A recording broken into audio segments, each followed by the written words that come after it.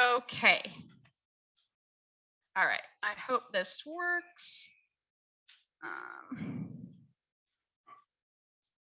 All right. So just a few housekeeping rules. Let's see. So for any voting that is done today, if you are the only senator in your unit, then vote. If you have a co-senator in your unit, then you must discuss with one another who is going to vote. So only one senator per unit is going to vote on any of the legislation today. So just keep that in mind. And we do not have open forum today. Okay, so I know this was an issue earlier. How many people still do not have access to the Heal Life GPSG organization? Okay, that's actually not bad. So for some reason, me sending you the invitation did not work, but what does seem to work is if you just request to join. If you just request to join GPSG, then I will accept you and list you as a senator. So I guess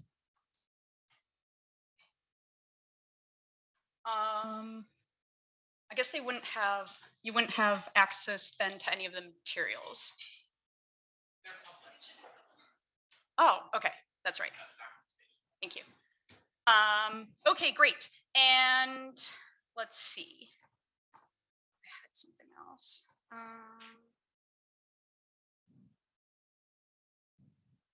Okay, I can't remember what else I had. Okay, so just to show you on, oh, that's not right.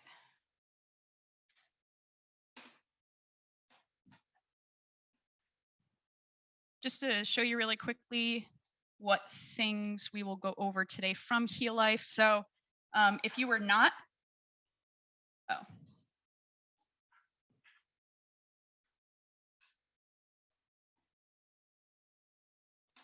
Sorry, one second.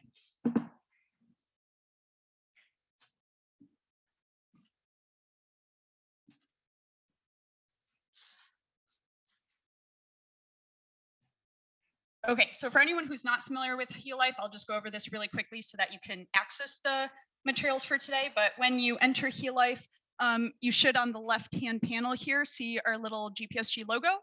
If you click on there and then you go to documents down here,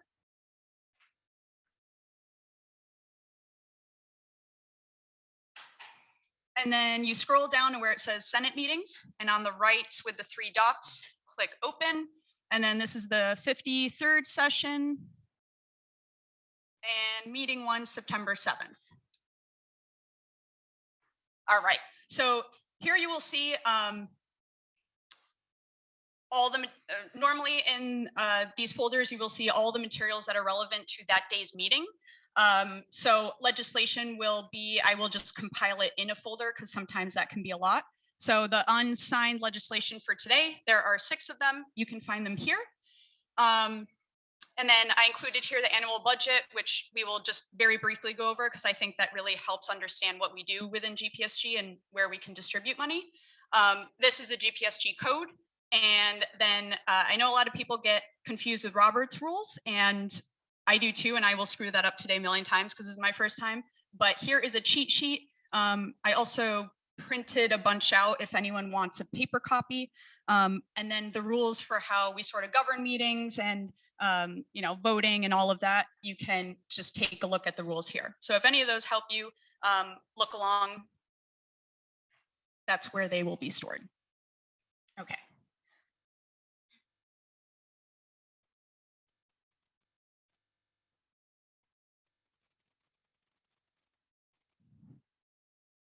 All right.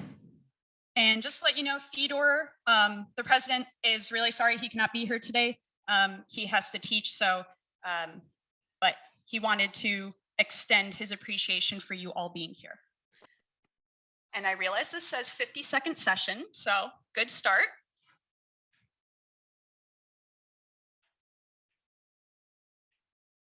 All right, so just a very quick overview of how the Senate is structured.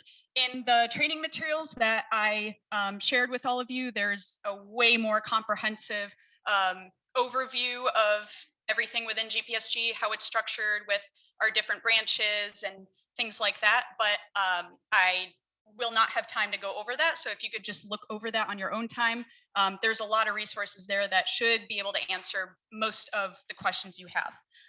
But since you are in the Senate, at least to go over this, all right, so here is where I am. And then today we will select someone to be the president pro tempore. So that is essentially my sort of my helper person who is, going to help me as like support, help all of you, whether that's, with how the meetings are going, communication, where to find things, how to apply for different things. So that is my right-hand person. And then up here is all of you. So this session, we actually have about 111 senators represented across almost, I think, 65 units. So that's pretty awesome. You guys are here from all the different schools we have.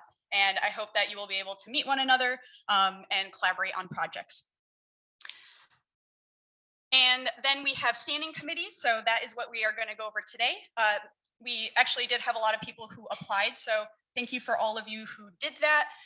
And so we will select 5 members to basically sit on one of these 6 committees. And then at the very end, we will select a chair, or you will select a chair within your committee for those.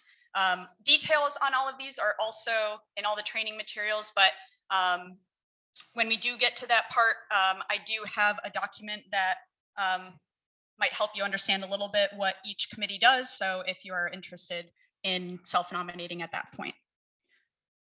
All right, and then we can also have ad hoc committees. So I mentioned this last week, but during COVID, we had a lot of money that basically went to this fund, and we created an ad hoc committee to distribute those funds to students who were, having trouble during COVID financially. And I think we distributed over like 70,000. So if there are certain projects that you think forming a committee would help, carry out whatever those duties are, then you can think about that. All right. So why should you be a senator? So you can approve the annual and reserve budgets. So the annual budget that I will go over, basically you can help decide, if money needs to be shuffled around somewhere, like we're not putting enough money towards this or that. So that is a really, really great thing. And then you can approve funding for appropriation requests or travel awards. So social appropriations, if let's say a student organization wants to host a speaker, you can apply to get funds for that. Travel awards, we're going to go over a bill today where we approved several applicants who applied to basically get funding for either domestic or international travel. So that's a really great resource as well for students. And then today we will basically approve various presidential appointments. So from the executive branch, we have a few of those to go over. And then our very, very short GPSG code, you can also work to change things to that to make it maybe more clear or add more detail. Okay.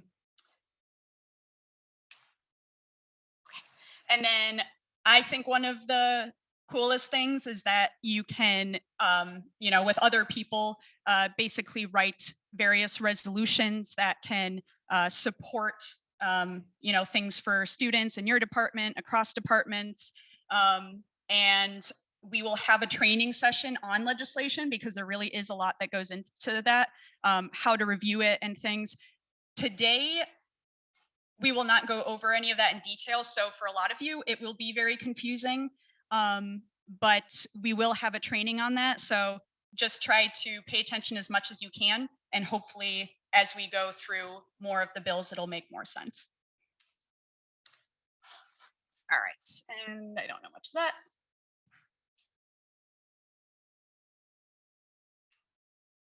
All right, so expectations of you all. So attending Senate meetings is a pretty big one.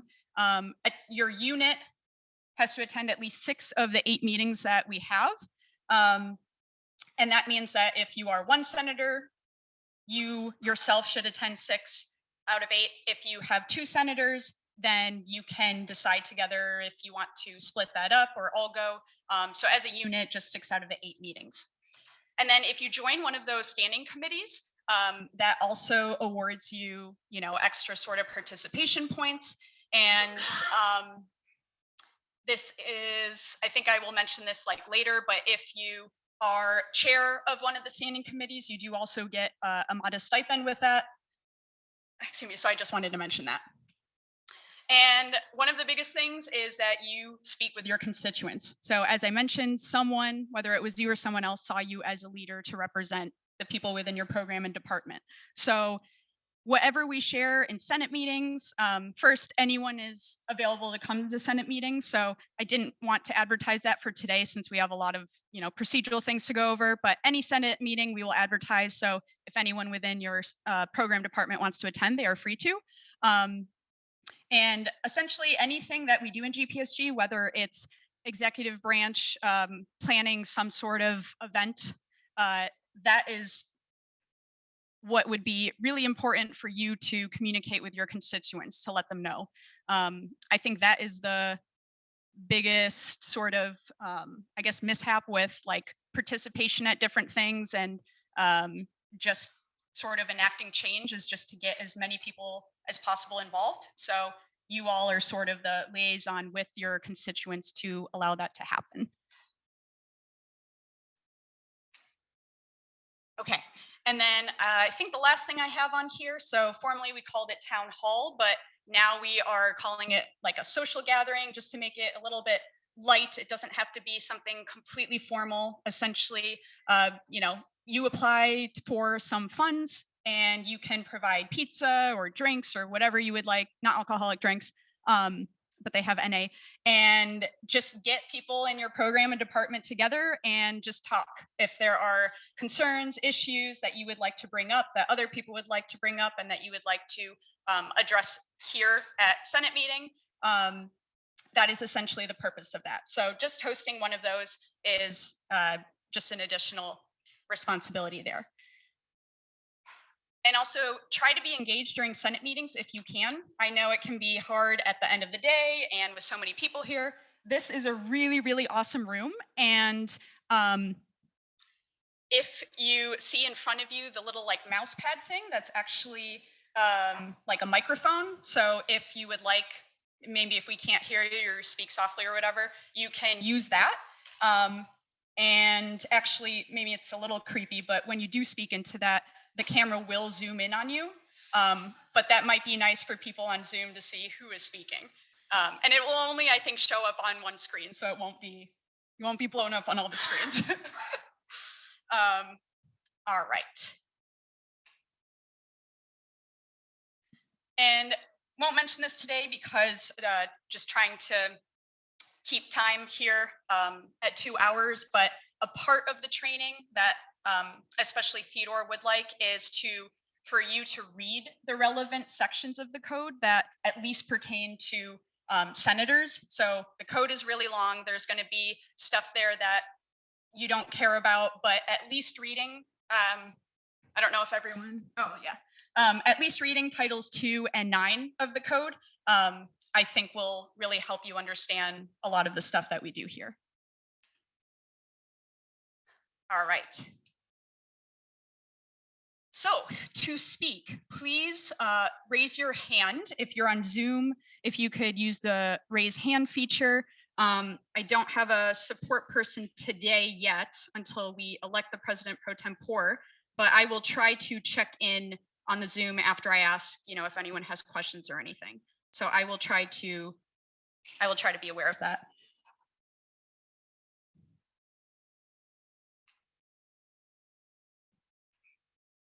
Okay, and then wait to speak until recognized. That just means, so we don't have many people speaking over one another, just wait until, I call on you, and that will allow things to move along more smoothly. And then when I do call on you, just state your full name and the unit that you represent. For example, Joshua Bakita, Computer Science. Okay, and if you are on Zoom, if you could share your video, that would be great, but you also do not have to. Um, okay, that's just a note about comments in the chat, but I will do my best to see if there's anything put in there. All right.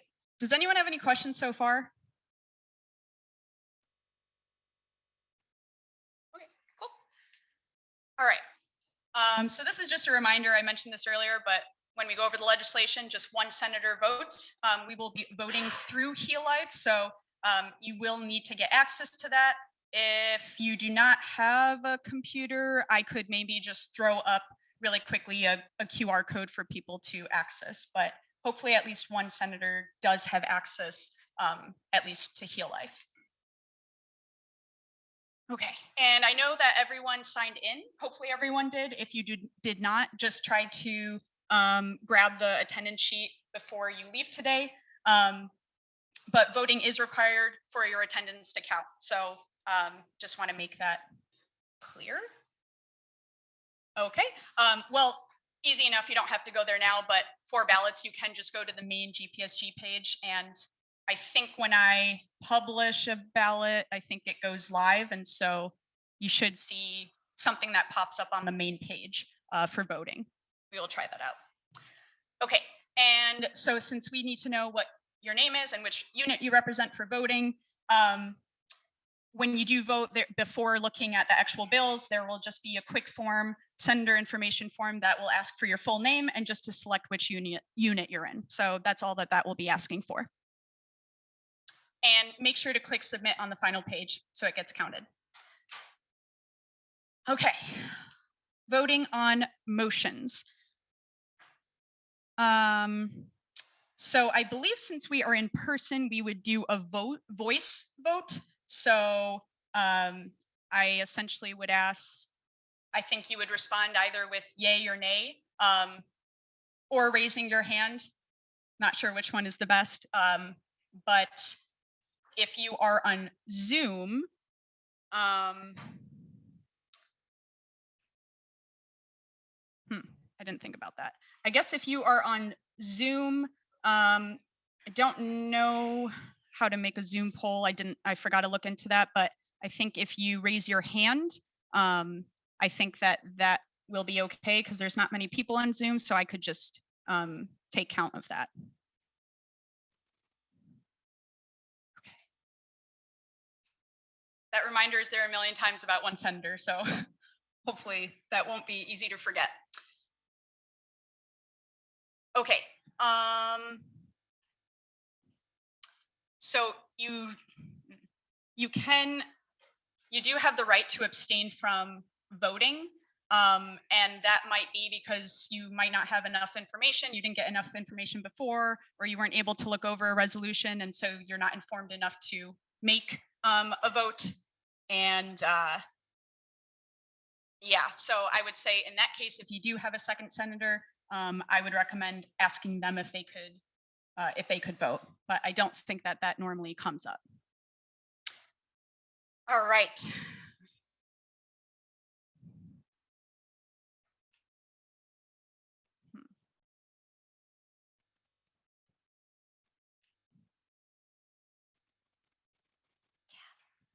Sorry. What do I do for call to order?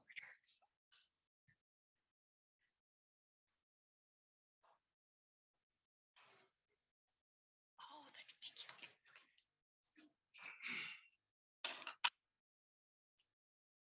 All right. Okay, I'm not sure if anyone got a chance to look over the agenda before, but this is in the Heal Life folder that I mentioned. And so just a quick outline of what we will be doing today. So if you do have the agenda, you can access these PowerPoint slides. You should be able to access these PowerPoint slides. And I guess I should have showed this in the beginning. Okay.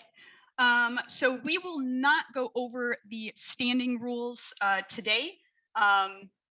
But I do want to very, very quickly go over our annual budget, like I said, so you can see where the funds are actually going to. And then we will, sorry? Point of order, we are required to review the standing rules at the first Senate meeting in the September. Just kidding. I was testing to see if anyone knew that. Okay, we will go over the standing rules. And then we will review the budget, and then we will do some elections. So Senate, the President Pro Tempore, we actually did get one nomination today, and so they will speak before you if they would like. And then we do have a bunch of people who signed up for the 6 standing committees. And I will ask if you would like to self-nominate yourself today, so you didn't necessarily have to submit a form beforehand. And then if there are more than 5 people per committee, we will take a vote on that. Okay. And then we will go over 6 different bills here.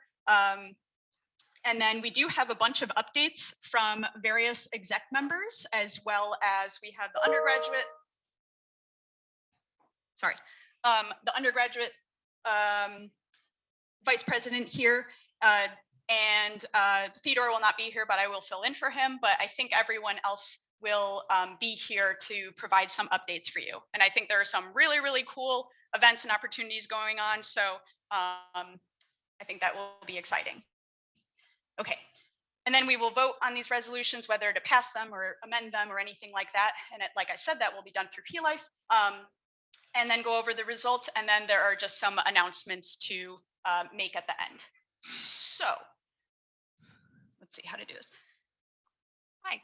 I move to approve tonight's agenda. Oh, I don't have to ask first? Okay, do I have a second? Oh, thanks. Okay, quickly. So for people who do not know that, with the whole motion thing, it's basically to accept a sort of action. And so it's whether to approve the agenda, to make an amendment to a legislation. So do I hear a motion, basically a request to do something? And then we have someone who approves, and then we normally have a second sender who approves. If someone does not approve, we can open up for discussion, but you also have to, I think, make a motion to discuss. Okay. And like I said, I did print out a bunch of cheat sheets, so you can take that with you at the end if you just want to look over that and have it for subsequent meetings. Because well, we'll see if it helped me, but okay. So agenda approved. Okay. Okay, so we will go over the standing rules. And so, as I mentioned, I did include that here. The standing rules are actually the big scheme of the GPSG code. These are the older ones.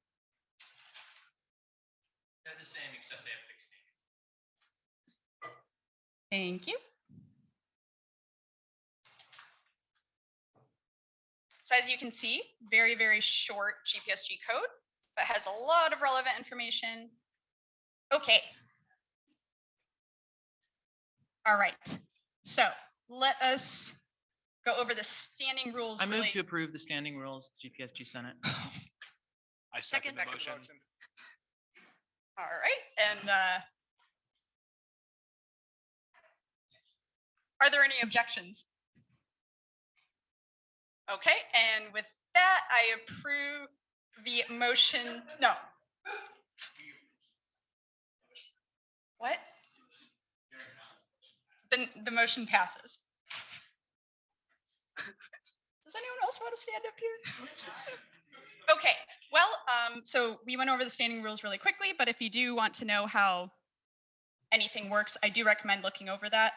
At least the standing rules are only a few pages long, and it is pretty comprehensive, so I do recommend looking over that. Okay, so now we will just very, very quickly look over the budget. So at the end, I think the last Senate meeting of the session, basically, if you're on the finance committee, you will review the annual budget and see if there are any changes that need to be made. And so you discuss as a committee, and then you write a resolution that looks like this. essentially to present before Senate to either approve the budget or maybe to modify something. But this is the one that was passed at the end of last year. So this is the budget that we are going off of.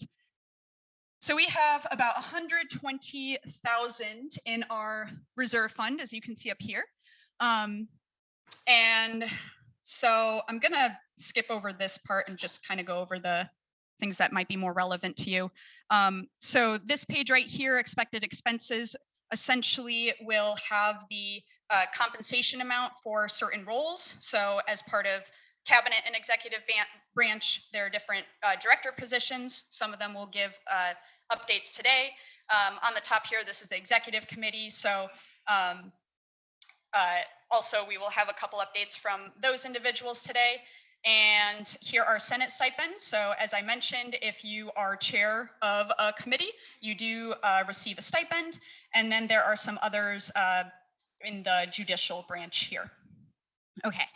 And then the next section is operating expenses. So this is essentially how we fund different operations. So these are just some office supplies here. Senate meetings. So as I mentioned before, we have a certain amount so that I can provide pizza.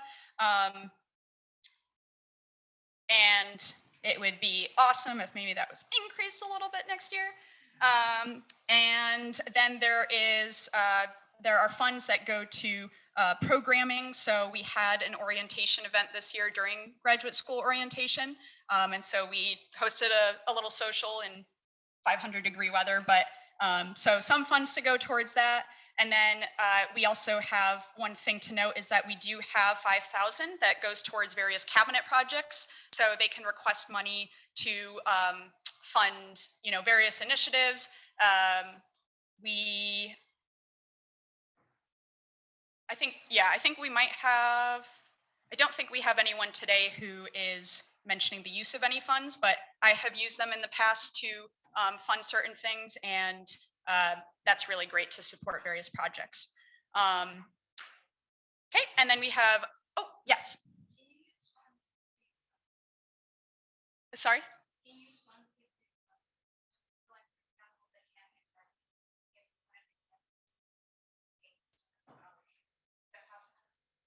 I don't know. So typically when we use the funds, we try to use it to sort of maximize how many people we're helping.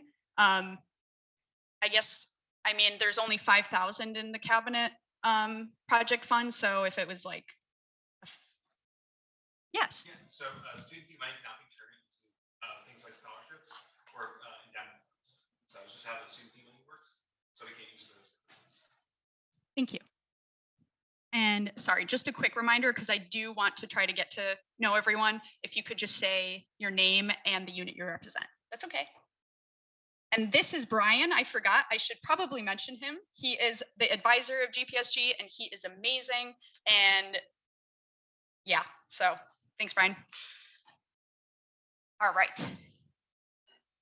Okay, the last part here, distributed funds. So as I mentioned, if you hold or when you hold a social gathering, and here it's still as town hall, we do give you money that you can request, whether it's for food or you want to go to something that you would be able to talk to the other students in your program or department.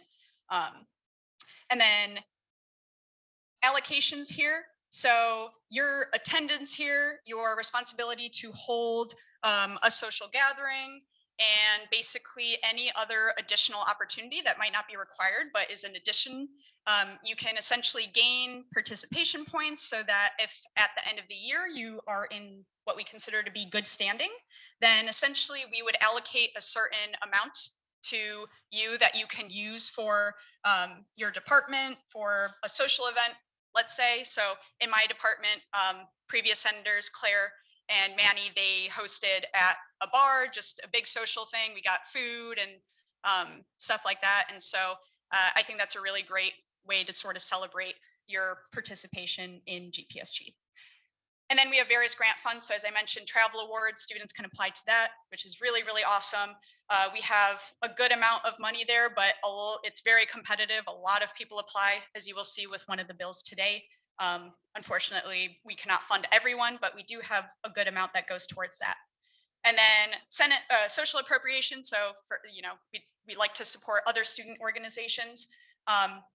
We do have an emergency fund. So for the past 2 years, I was director of our community engagement committee in exec, and I chaired the emergency fund. And it was a wonderful experience to just help students who are in need for something that might have happened, whether it's medical or something else. And so if you want more information on that, we don't necessarily cover in Senate like we do with travel awards and other things. So if you do want more information on that, I recommend going to our website, and under resources, you'll see emergency fund. So you can get more information on that. Okay, any questions about the budget? Hopefully that helps understand just a little bit where our money goes to. All right. Okay, so next on the agenda is selecting our president pro tempore. Now, as I mentioned, we had one nomination for this role. I did upload. What? What? Sorry. I did? Sorry, it was kind of last minute, so. Okay. Do I read it? In order at this point in the agenda, you are to describe the position as a Okay, thank you.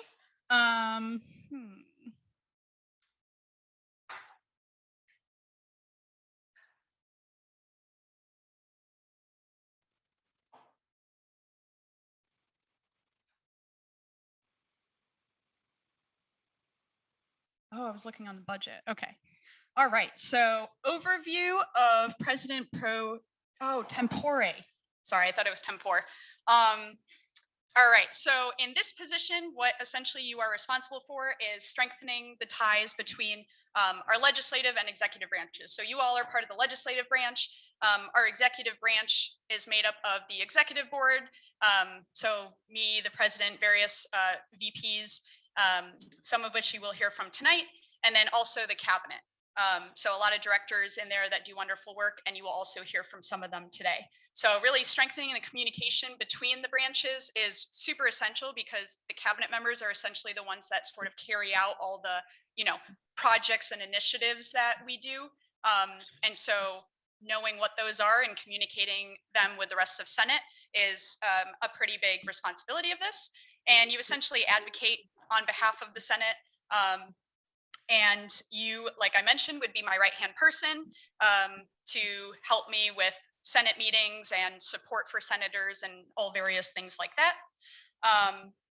And so presiding over meetings if I'm not here or don't want to come or whatever. And then maintaining a speaker list and timing during Senate meetings. So we take minutes during the meetings. I unfortunately today cannot take notes at the same time, but normally the president pro tempore would be doing that. And you also sit on a few committees that we have. So the Student Fee Audit Committee, this Leadership Advisory Committee to the Vice Chancellor, and an ex officio member of the Oversight and Accountability Committee, which is one of our standing committees. All right. So we have one nominee.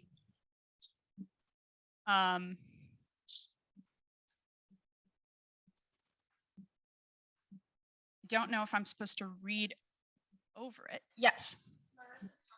Hi, Marissa. I think whenever we go to the vote, be able to read your vote. So I don't know if you have to read it, but I think we'll see it vote. Okay, that makes sense, but I did not create a ballot for it because it was submitted today, so I didn't get a chance. But yes, you are correct. If it was on a ballot, you would be able to see that. Yes, Kat. Yeah, I don't think it hurts to read it, or if the nominee is present, they can also read their own statement. Okay, thank you. Well, if first, before anyone else self-nominates, if I would prefer not to read it because it's a little long, but I absolutely can read it. Is it okay that I'm showing this? Yeah. Okay. Okay, sorry. I am happy to read it, but I will also give Mr. Joshua Bakita the chance to speak before the Senate if he would like to do so.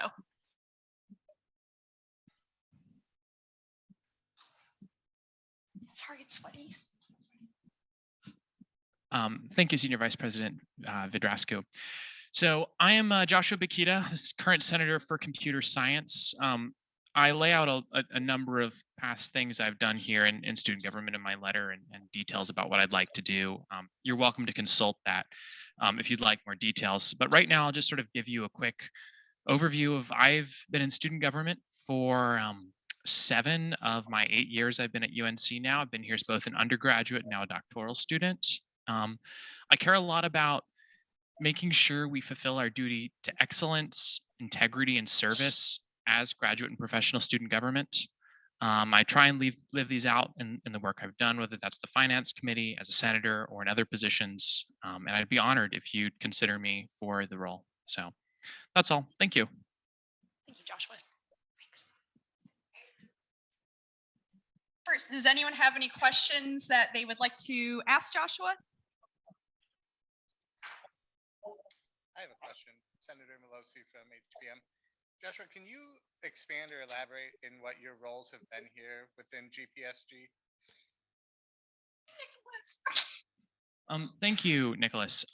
So in GPSG, my roles, I did fulfill some roles in undergraduate student government, but in GPSG, I've served as the finance committee chair this past year. In that role, I've represented our Senate in both the Student Fee Audit Committee, the Joint Governance Council, and in several senior administrator searches. And so in this work, I've worked to audit one of the largest student fees we have on campus, the education and technology fee. I've done a number of other things as detailed in there, but most of my work has been on the finance committee and in the roles that are attached to that. And so there is some overlap between what I've done in the past and what I would do in the roles the president pro tempore, for example. They both serve on the student fee audit committee. For those who are unfamiliar, this committee has oversight over any student fee anywhere on campus. So we can go sum it up. Any department, any division that receives student fee money, they're accountable to us. And so I take that responsibility very seriously. Thank you. Are there any other questions for Senator Joshua Bakita? Yes, Abigna. I remember one. Is the mic working? Okay. Hi, I'm Abigna, health behavior. So my question is, aside from the responsibilities outlined in the positional description, what is your vision maybe to build upon the position or grow it from like people who served in it before? Thank you, Abigna. So I'd like to continue to sort of grow it by doubling down and doing really well what it's supposed to do, which is ensure excellence in the Senate. Kendall Winter, I think, did an excellent job in this. She's been the president pro tempore for the past couple of years. And it's just really important as the president tempore to help all of you write legislation, operate in the Senate, make us into a body where we are operating at the best of what this university can do. And so we can go to administrators, we can go into audits, and we can be operating from a position where we're a body that's looked up to, not one that's, oh, those silly students and their government thing.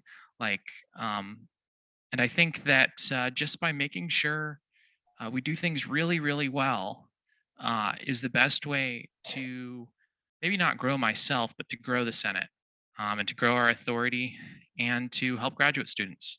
Thank you.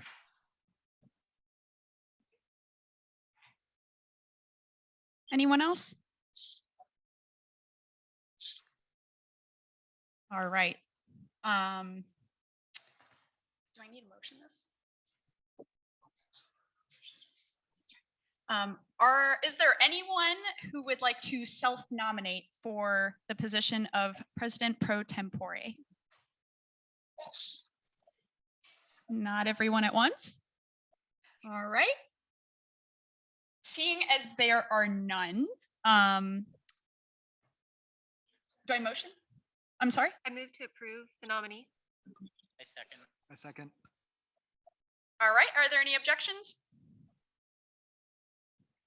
Great. Well, I welcome you, Joshua Bakita, as my right-hand person and the Senate's pro tempore.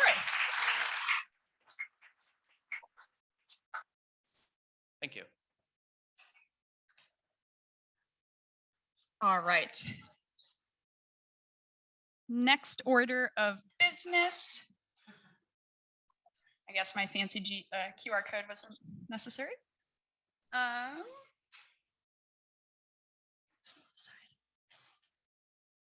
All right, so now we will move forward to selecting individuals for our 6 standing Senate committees. Okay, so just some few key points here. So as I mentioned, we had several people who submitted a form beforehand, and I think I updated the list, which I'll show you in just a moment, who shows everyone who basically volunteered for a committee. Now you can ask to be on more than one committee, but if you do get selected, you can only get selected for one of those committees.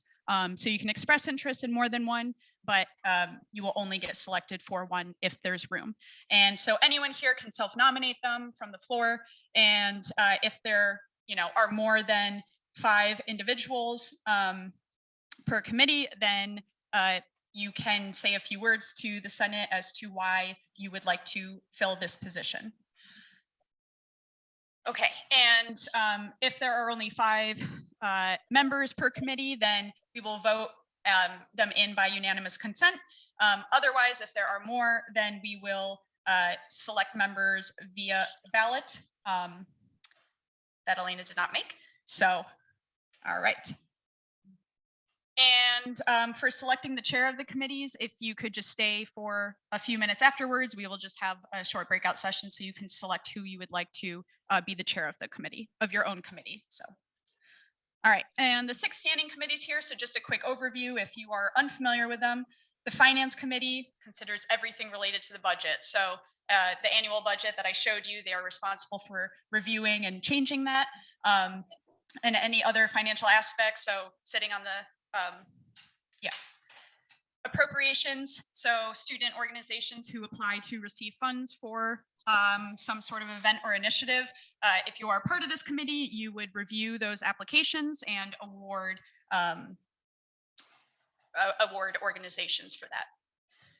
And then travel awards, so you evaluate applications from any graduate and professional student who essentially requests funds to travel, as I mentioned, to domestic, international conference or meeting. And we will have an example today of what the legislation looks like for approving those travel awards. The Rules and Judiciary essentially receives all of the various bills that are written. And so they will review them, make recommendations, and essentially just kind of make the bill in tip-top shape so that when it does come to Senate, we don't have to spend, a ton of time reviewing it because it'll already be in a sort of finalized position, and then, we can have room for discussion there. The Oversight and Accountability Committee basically will oversee all the various officers and make sure that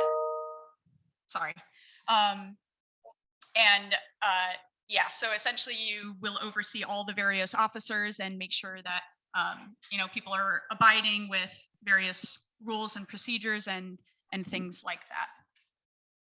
All right, and the last one here is SOGAPs. So essentially you will, any sort of resolution that's passed that basically is aimed to support the student body in any way, you will basically review those, and then in addition, you support senators with basically setting up their social gatherings. So with the funding process, with making sure that they have an agenda in order and anything like that. So essentially, you are a big support for the senators here. Okay. All right, and I think I will skip the committee chair. I'll just go over it really quickly. So the committee chair serves as the leader of the committee. And so essentially just with that role, you will coordinate with other members. Communication is really key in getting things done on time, especially if you're a part of a committee that oversees travel awards or other sort of requests for supporting, let's say, student organizations. Time management is sort of key there. So committee chair, pretty big role to oversee all of those operations. We also have a joint governance council, which essentially oversees things that are joint between the undergraduate and graduate student government. And so if you are a committee chair on one of these 3 committees, you would be a part of that. And so we all work together as an entire student body here. And then if you are chair on travel awards or appropriations, you will serve as alternates to that council. Another small commitment here is you will sit on this committee. It convenes, I think, I'm not familiar with it, but just about once a year. I don't know if another returning senator can speak to that, but we can answer questions in just a moment here. And as I mentioned, modest stipend if you are the chair. So that is there. Okay. All right. So I will pull up.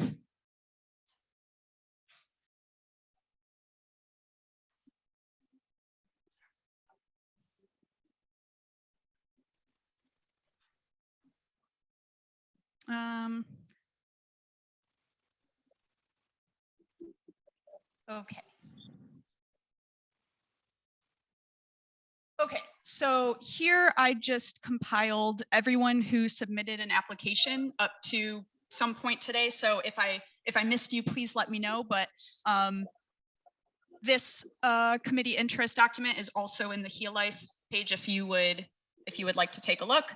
But here are the 6 committees, and so we have 4 for finance, 4 for appropriations, 5 for travel awards, 4 for SOGAPs, 3 for rules and judiciary, and 4 for oversight and accountability. And just keep in mind that some of these senators nominated themselves for more than one committee. So now I will, I think, take any self-nominations from the floor to be on any of these committees. Okay. Oh God. Okay. I did see Joshua, your hand up first. So if you would like to. Yeah, I'd like to self-nominate for the Finance Committee. Finance Committee. Okay. And this is Joshua Bakita, Senator for Computer Science. Thank you. Yes, if everyone could please remember that so I can improve my short-term memory.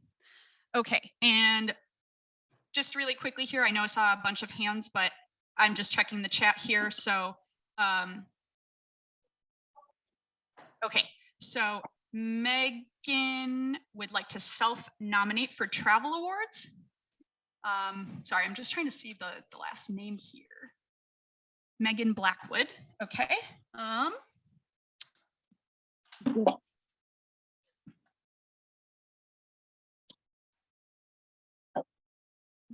Sorry, did someone say something? Okay. I think, oh, okay. Megan. Sorry. People nominate first and then I open the floor for them to say a few words, right? Yeah, if there's more than 5. Right. Okay. Okay. Megan, do you have your hand raised just because you're self-nominating, or did you have something you wanted to say?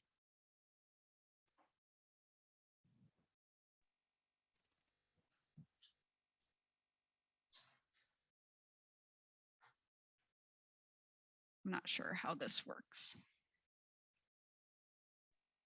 No, that's me. Oh, hello. Hold on. I don't think. Sorry, we can't hear you. So, um,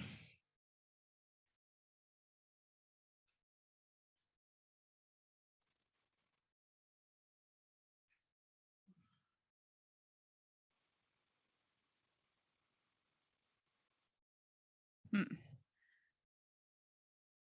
All right.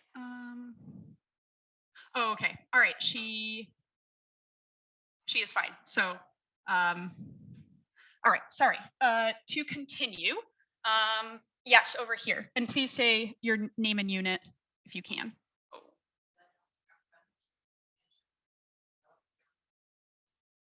For SOGATs.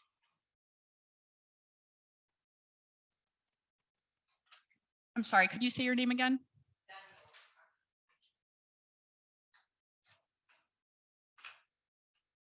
Ackman? As such. Apologies. Okay, for SOGAPs. All right, thank you. Yes, over here. Hi, my name is Katie. I'm representing biomedical engineering. I'd like to self-nominate for SOGAPs. Right, thank you. As such? My last name is Heath. Okay. The first name's correct? That's correct. All right, thank you. I'm sorry? Oh, sure. Thanks. You need more experience.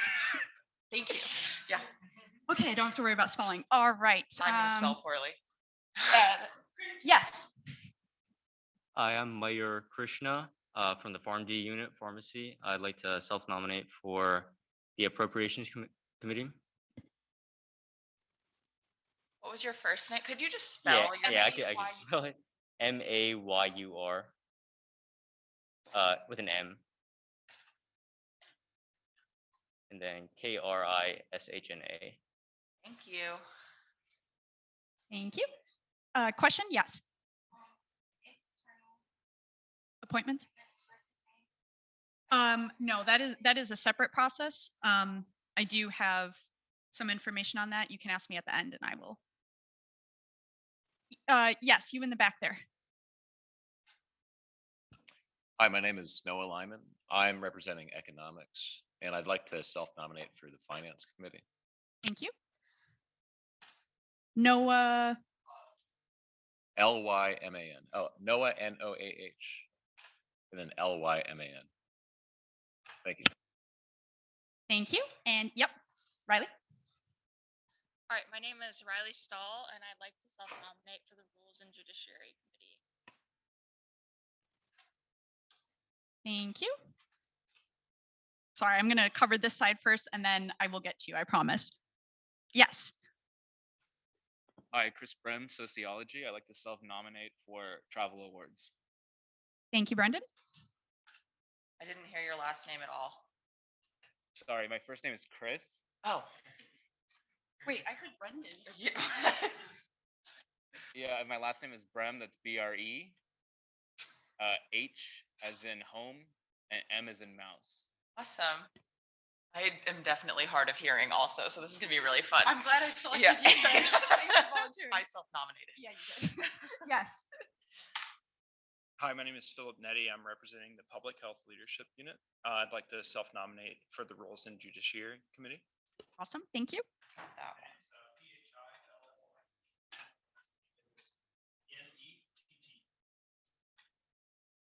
All right. I think this side of the room now. Yes. Hello, my name is Eli Aboud. We'll get the spelling later. I'm representing dentistry, or AKA dental surgery, and I would like to be nominated for oversight and accountability. And to spell it is ELIE ABBOUD. Thank you. D at the end as David. Not that you, yeah. Thank you. Yes, Jackson. Hello, this is Jackson from chemistry. I'd like to nominate myself for Travel Awards and Finance. So that's C and C.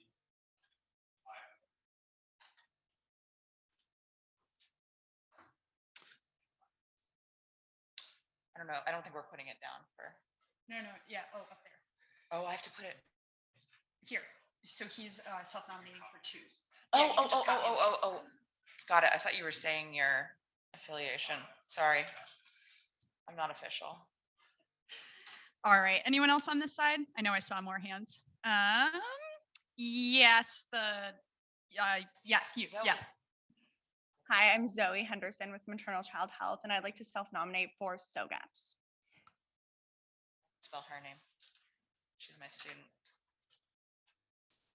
All right, thank you, Imagine. Zoe. Gentleman in the back? Hi, I'm Lee Rodeo, Law. I'd like to self-nominate for Rules and Judiciary. RODIO. I was gonna do like the cows. All right, thanks, Lee. Yes. Hi, I'm Abby, Ward from Social Work. I'd like to self-nominate for patients.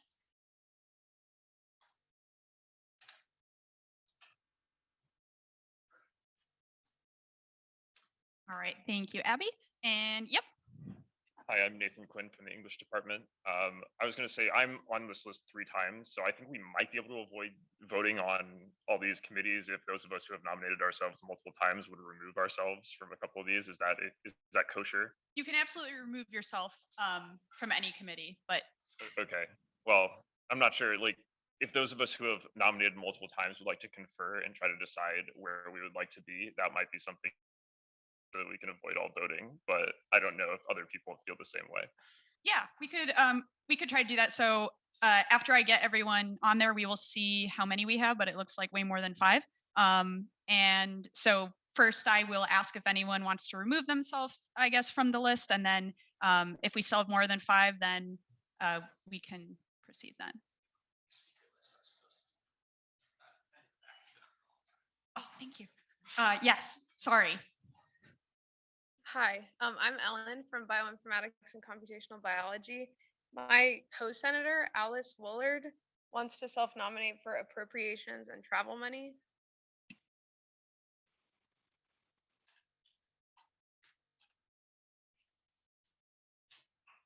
Yeah, that's right. Wow.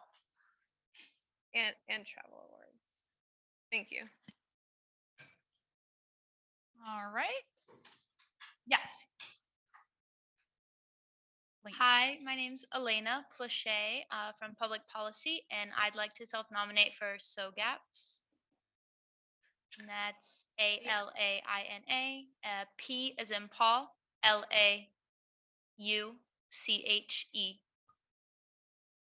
Thank you, Elena. That sounds weird. Anyone else on the floor? All right, so it looks like we have many people. There looks like for oversight and accountability, we have 5. So I'm going to start with this one and ask if there is anyone on this list who would like to remove themselves because they would like to first see if they could be on another committee or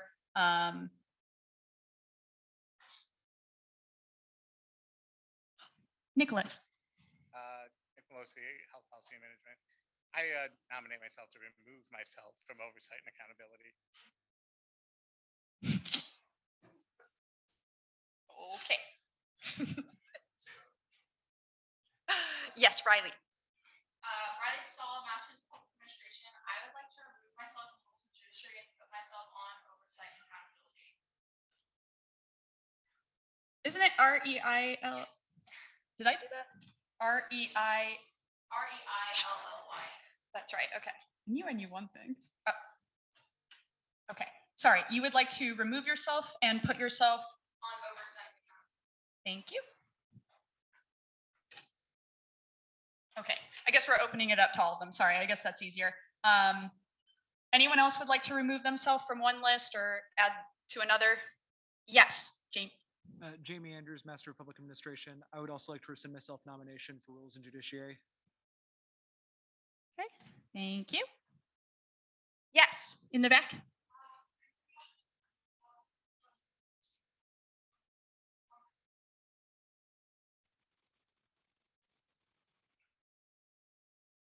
Thank you. Yes, in the back there.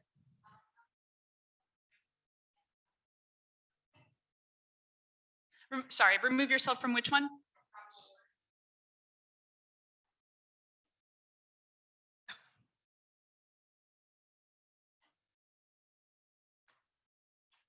Thank you.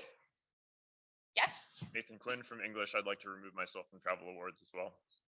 All right. Thank you, Nathan. Sorry, I'm really short.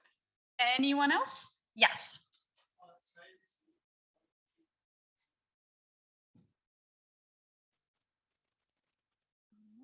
Thank you. Yes. This is Jackson again. I'd like to remove myself from finance.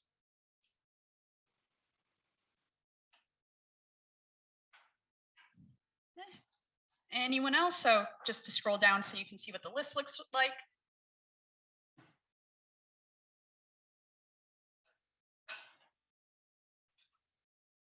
Okay. Is there anyone who would like to self-nominate for Rules and Judiciary? Yes. You. Okay. M-A-R-I-C-A. Thank you. Great. Yes. In the back.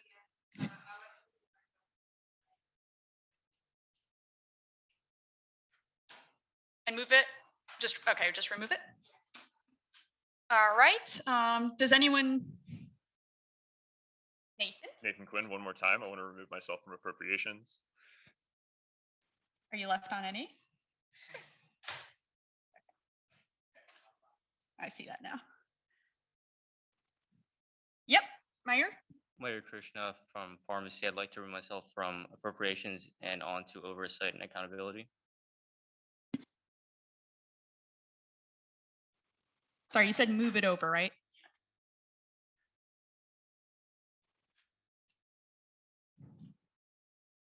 Great. Anyone else?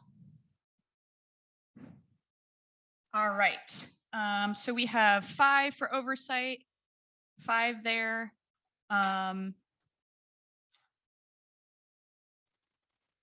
Yes. Is this on? Okay. This is Zoe Dillis from School of Information and Library Sciences. Abby Coop is my co-senator, and she's on both of those last 2 lists. So I don't know what her preference is. She's in class right now, but she doesn't need to be on both. All right. Which one? Well, Sadly, I haven't met her yet, so I can't speak for her. okay.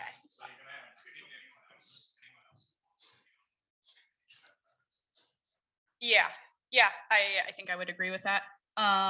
Well, does anyone is anyone interested in joining either of these last 2 committees? Lindsay Williams, Husband School of Media and Journalism. I would like to join Rules and Judiciary. Rules and Judiciary. Yeah,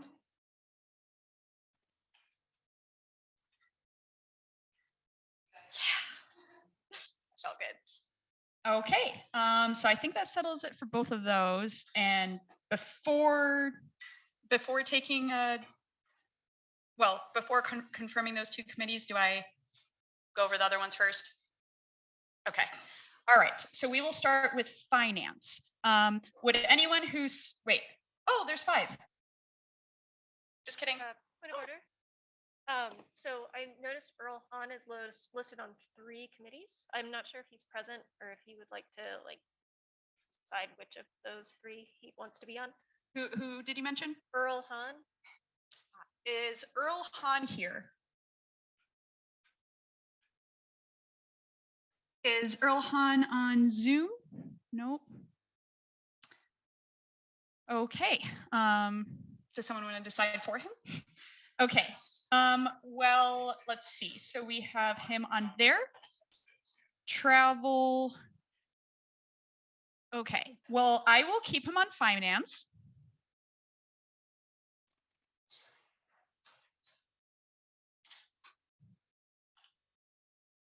Travel now is 5. Okay, so yes. Sorry, it's really hard to see. if there's only 5 for travel awards and appropriations, Alice is on both of those, so.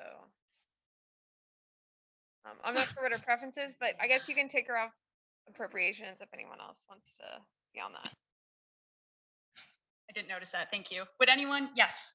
Yeah, so can I move myself back? Sorry, Meyer from pharmacy. So I switched from appropriations to oversight. Can I move back to appropriations? I'm so sorry. Gonna use this now. Okay, now we're gonna need one for oversight. All right, so from oversight to appropriations, did you say? Yeah. Okay.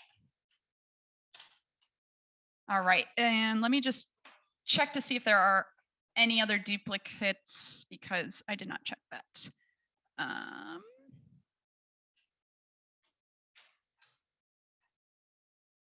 I think that looks good. Okay. So yes, Kat. Another comment. It looks like there's still some duplicate names. Fadi was oh, yes, sorry. I'm sorry, what were you saying? Sorry? Oh, sorry. Wow, I'm having a hard time. Oh, thank you. Okay, Fadi? Yes, hello. Would you like to remove yourself from one of these two committees? I'm sorry? So you can nominate for yourself to be on more or for more than one committee, but you can only actually sit. I'm sorry? No, you can only get elected to for one, yes. So you are on the appropriations and finance currently, and so you can only be on one of them.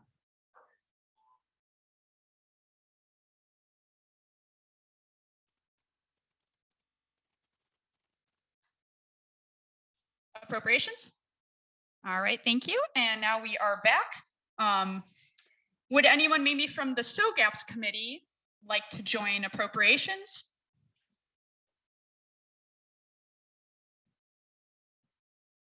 Okay. Would anyone like to self-nominate for appropriations? That's not who didn't sign up for SOGAPS, but anyone on the floor?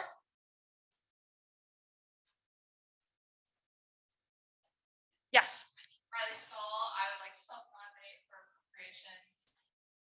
And you can take me off oversight accountability. No, that's not how this is. Okay.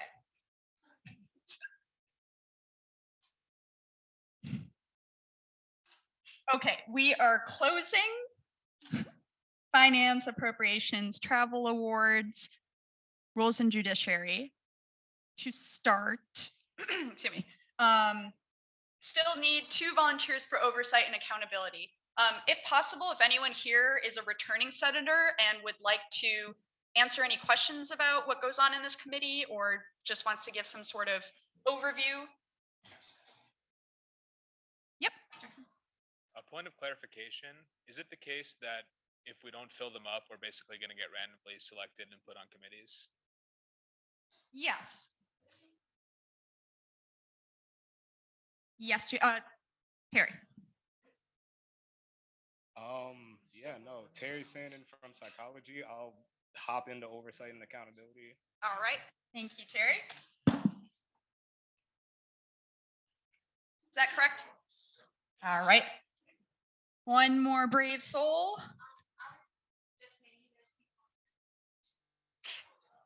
Now there is a hand. Thank you. I forgot to check again. Tim Feeney, you have your hand up. Would you like to speak? Yeah, Tim Feeney at Epidemiology. I will self-nominate for oversight and accountability. Oh, that's not right. Okay. All right. Thank you, Tim.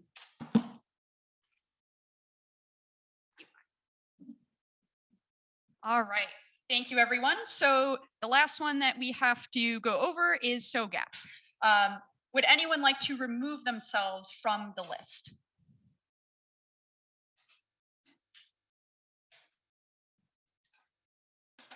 Okay. Well, with that being said, oh, yes.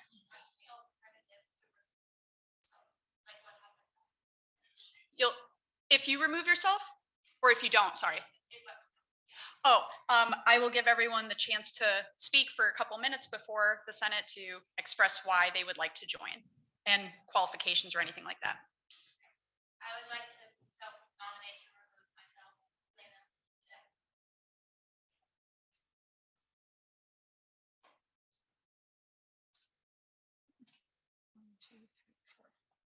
Anyone else? Okay, not a problem. So I do have a short written statement from Kendall, who is unable to be here in person. I'm sorry. Jackson.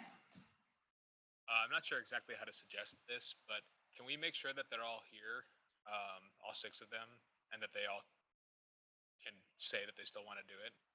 Yes. So Kendall sent me beforehand a statement because she really cannot be here. So that's the only one that I have. I know that Kat's here. I know Abigna's here. Daniels, Katie's. I think everyone is here. If you are not here, you can speak up. All right, everyone is here. I will go in order. So if Kat, you would like to speak, I think is it a couple minutes or 2 minutes? Okay. If it would help you, I have a timer just so that we can make this, because it's already almost 7 and we do have legislation and updates. And I would like not to. What? Oh, okay. Okay. Yes, go ahead.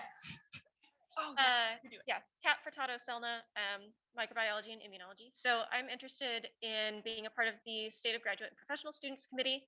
I've been in the Senate since 2018. So I've served 2 of those years as senator, 2 of those years as senior vice president, coming back as a senator. So I know a lot about how this committee has been shaped over the years, how it's kind of grown, developed. I have a lot of ideas, and I'm very interested in working with Kendall and whoever else ends up on the committee to kind of make the committee as best as it can be and support you all as senators as you are preparing to do your town halls or social gatherings. That's one of the main roles of this committee, also holding public forums. Yeah, so we have a lot of ideas. I'd love the chance to be a part of this committee to continue serving you all in the Senate. Thank you, Kat. All right. I will go ahead and read Kendall's statement. Okay. So Kendall Winter is seeking confirmation to the Senate Committee on SOGAPs. Kendall has been the senator for musicology since 2018. She served 2 terms as the president pro tempore of the Senate. And before that, they were the chair of SOGAPs from 2019 to 2020. Kendall has authored and sponsored close to a dozen pieces of GPSG legislation, and that has given her the skills to carry out SOGAP's duty to review and write opinion resolutions of GPSG. So if she is confirmed, Kendall would like to make simplifying the senator town hall or social gathering requirement and which is a priority for the committee.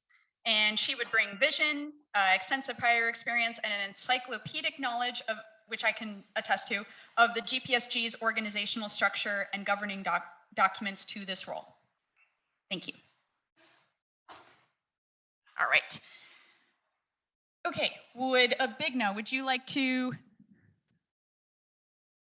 Sure. Can I start now? Yes, go ahead. Cool. Hi, everyone. My name is Abigna Rao, and I serve as Senator for the Health Behavior Unit.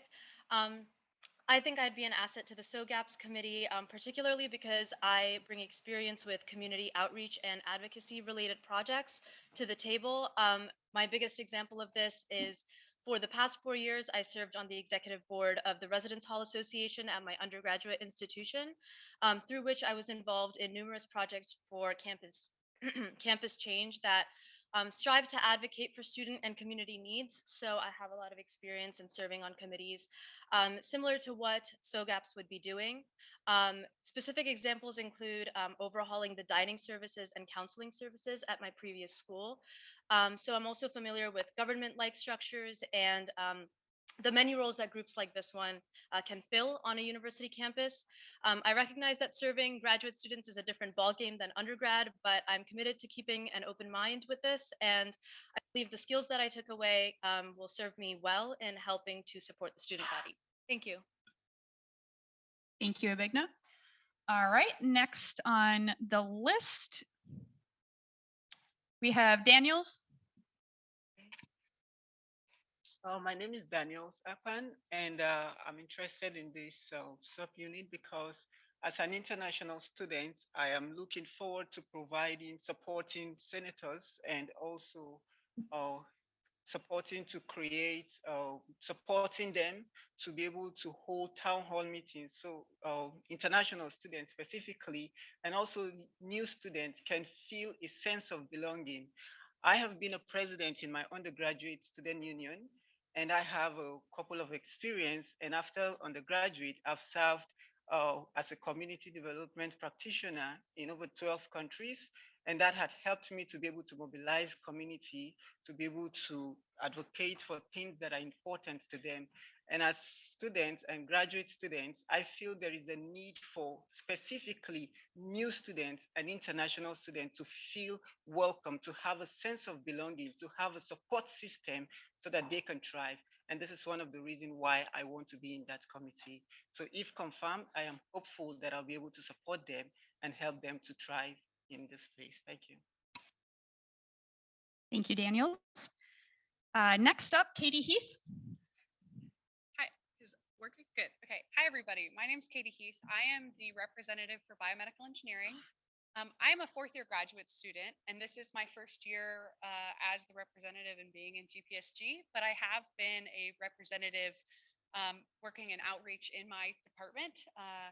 I ran on the platform specifically that communication is one of the biggest issues that graduate students really suffer from, of not getting the communication that they need, not getting resources on campus. I'm a first year graduate student. Not first year, first generation graduate student. And I completely understand that it's overwhelming and easy to feel disconnected when you're a graduate student. And especially given the COVID experience that we had within the past few years, I know that it is very easy for students to feel disconnected, and disconnection can lead to, more difficulty as a graduate student. So I really think that it's important for us to find ways as senators to connect to the students and hear from what they're saying. But also, I think that it's very difficult as a senator to have all of that put upon your shoulder as an individual. And so I want to create and support a committee that will actually help senators be more successful at reaching out to their students and figure out how to sort of hold that burden upon them and make sure that all students are able to be heard and also find out about the things that they need to know about. Thank you, Katie. Last but not least, Zoe Henderson. Hi, everyone. I am the Senator for Maternal Child Health in the Gilling School of Public Health. This is my first year in North Carolina and at UNC, but I do have excessive executive board experience from undergrad. I raised $11,000 as philanthropy chair of my sorority, was vice president, and I was outreach and logistic lead for a very large pre-health organization bringing rural students to our one and only university in New Mexico. So I do have a lot of experience in advocacy and outreach, and that is a passion of mine. So I would really like to bring that to the UNC graduate and professional students because that can be lacking with graduate students at some point. So even though I haven't been in student government before, I believe I can bring strong organization communication and be a voice for other students and a good teammate to my other committee members. All right, thank you, Zoe. I think I can open up the floor to see if anyone has any questions for any of the nominees.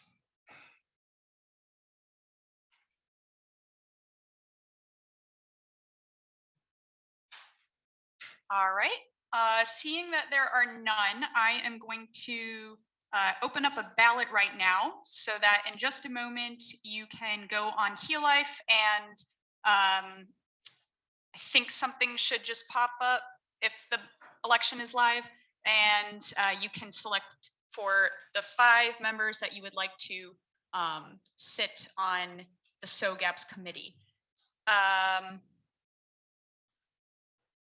Yeah. Yes. So, Just for clarification, we as nominees should abstain from this particular vote. Is that correct? yes, unless you want to vote for someone else. Yes. They can? Yeah, the president can still vote for themselves. I mean, it's not gonna change the result. Okay. But if one votes and then someone else doesn't vote for themselves, then Well, I'd hope you vote for yourself, but I mean, no, but if someone else, or yeah, I guess if they, Joshua, As my right hand man, could you can you create the ballot? just kidding.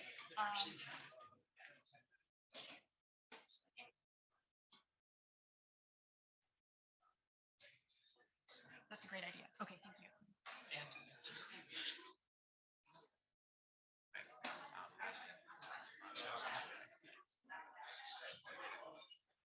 But like on the, when I looked at the standing rules, given it was the older version, but it said if there's unanimous vote for all the five.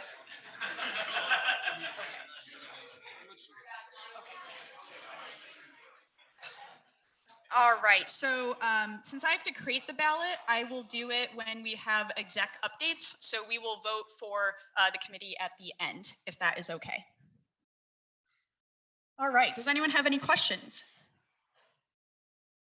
All right, so it has been an hour and a half. So if everyone would like to just stand up or stretch or anything like that, please go ahead and do so. You can also say hi to the person next to you.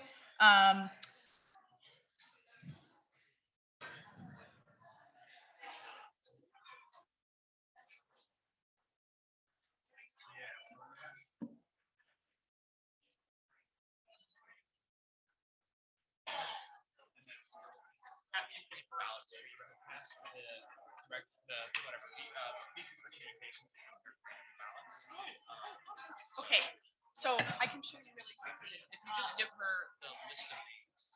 Yeah, I will give you the list of names, but this is how do I go backwards? Oh. If you look at another one, so because yeah, so first you have to I just copy and paste this, just in my Senate, and then just make sure you sign, and then create ballot, and you need to have the senator information out first. Okay. It's really annoying to hand. Thank you.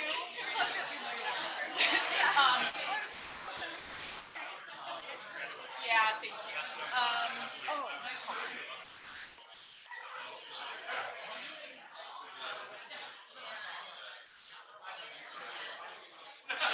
To resume to their seats, we will go ahead in just a moment and begin legislation.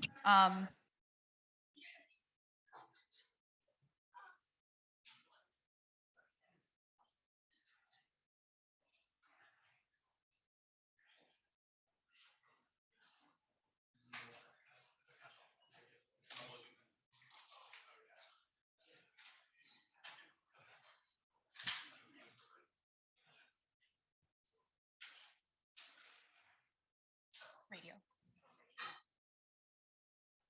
I guess. Yeah, because I think for checkbox you can do multiple. Okay. And yeah, it's just select. Oh yeah, you can do that after. So.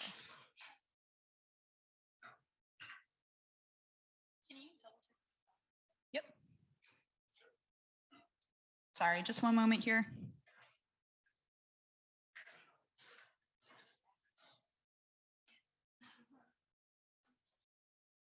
Awesome, thank you.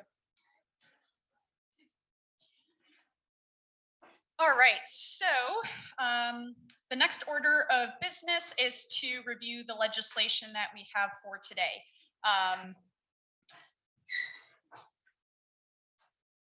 Okay, so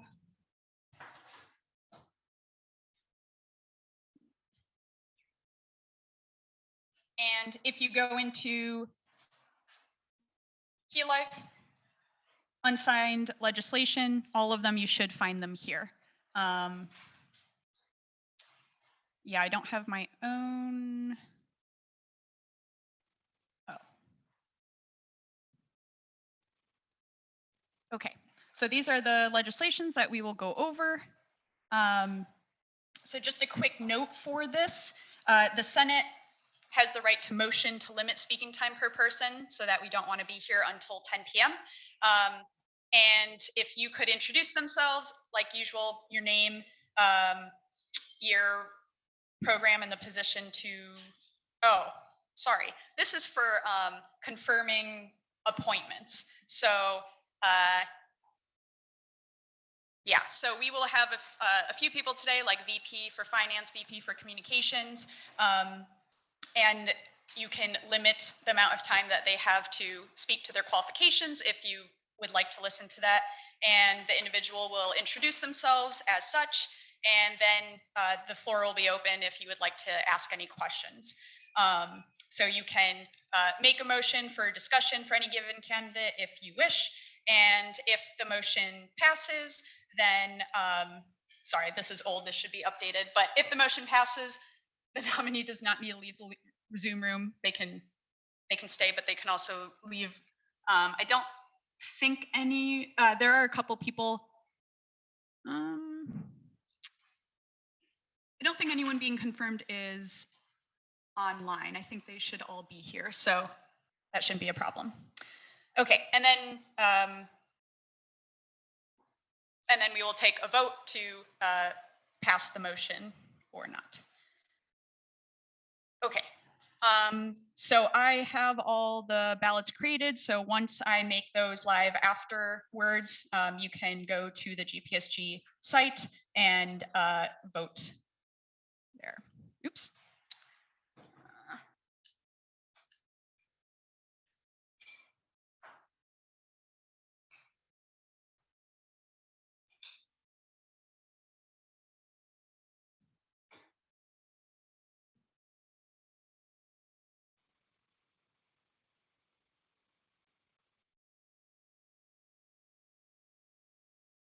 All right, so the first bill that we have for today is an act to approve part 2 of the executive director's charter for the 53rd Senate session. So this was sponsored by Theodore. We filled a couple positions just recently, and Theodore is not here, so I am going over this for him. But essentially, we appointed a couple people to the executive branch, and they are shown down here below. This should be removed here. I think, can I just amend it? What? Just kidding. Okay. Anyway, so over the summer, we appointed a few new people to the director position, and they were interviewed by Summer Governance. And so they recommended all of these candidates favorably by vote of 4-0. And so now we're bringing this before the Senate, so you all can, ask any questions of the candidates if you would like. Now this should be removed. Okay. All right, I don't have my cheat sheet. Joshua, help me.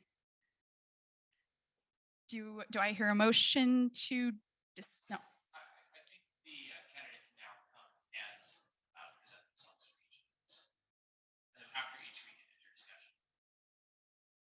Okay. So 2 of them are not here.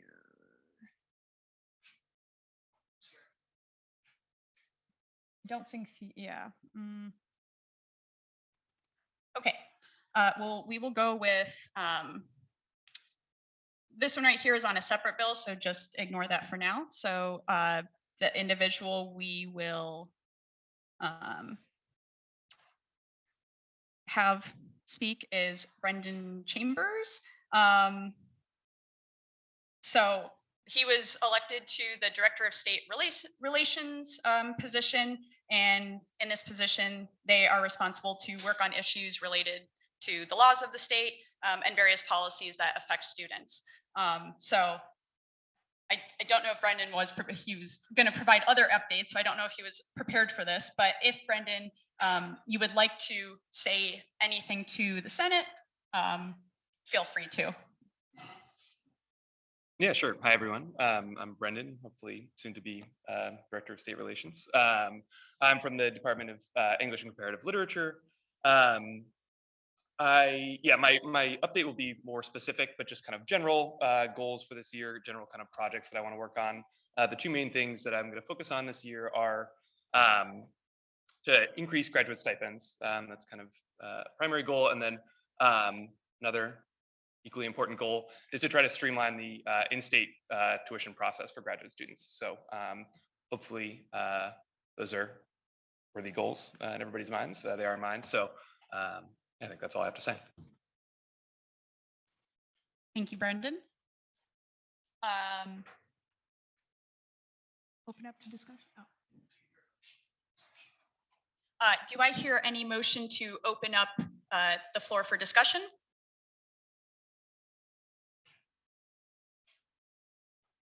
Do I have a second? Second. All right. And so with that, motion has been approved to open the floor for discussion. Are there any objections to the motion to opening the floor for discussion? Okay, no objections. Seeing as though there are no objections, the motion has been approved to open the floor up for discussion. If anyone would like to ask Brendan any questions. So, point of order, during discussion, we asked Brendan to leave.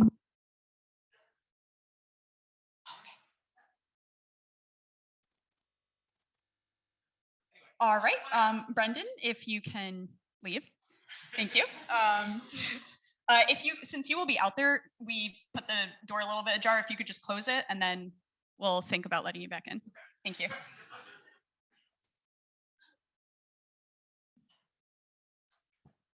Does this work?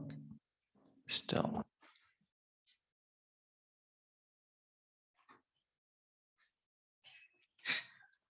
Yep. Josh. Okay, so I just wanted to bring up a couple points that so I helped interview these candidates as part of my role as summer president pro tempore for GP. I forgot to mention that earlier. I think we found them all to be excellent. It was a unanimous vote for all of them. The only abstentions we have are related to a member who was unable to attend the interviews with the candidates. That's an error. Please, the Director of Environmental Affairs should not be listed on this document. That's not the exact same thing that was confirmed by summer governance. That's not included here.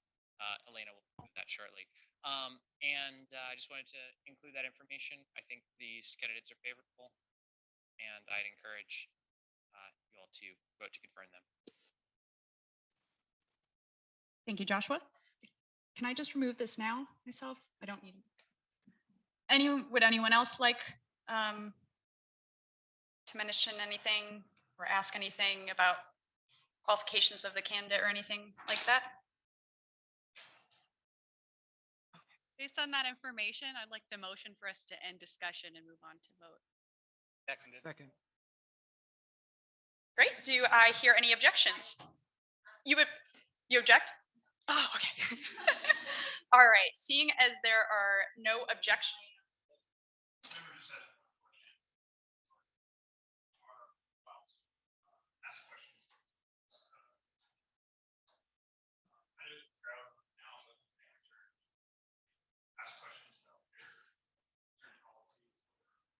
Yes, I believe that when he enters back in, you can ask any questions you would like.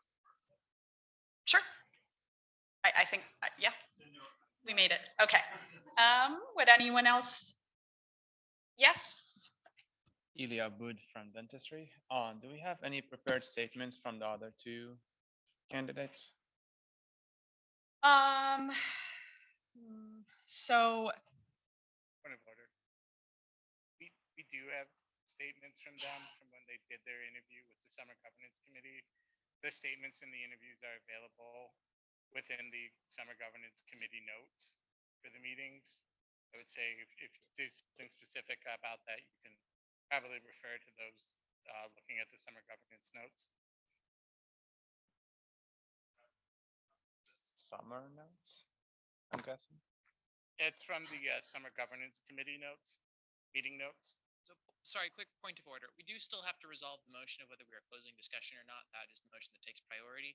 And so unless those members that motion to close discussion would like to withdraw their motion temporarily, we'll need to finish that. Based off of a bunch of questions, I'll withdraw my motion. All right, thank you. Okay, so yeah, we do have notes from, like Nicholas said, summer governance, reviewed these candidates, interviewed them, approved them. So we do have notes that describes each of their roles and qualifications that Theodore wrote up for that. I do not have immediate access to it, but I can gain access to it if you would like to see something in particular about the candidates. Yeah, I apologize that they are not here currently. Well, two of them that are on this list.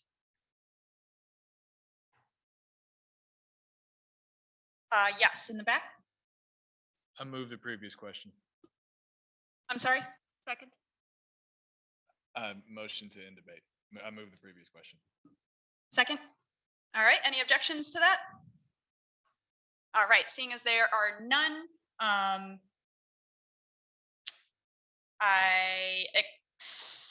the motion has been approved to end debate on this piece of legislation. Okay. Do I vote? Do they vote at the end? Yes. Okay. Okay. Next legislation. Next bill is an act to approve the GPSG Vice President for Finance. And so our nominee, Harsh, is right over there. And so Harsh was also interviewed by Summer Governance, and we recommended him favorably. 4-0 unanimous vote. And so I will open up the floor to Harsh if he would like to speak before the Senate.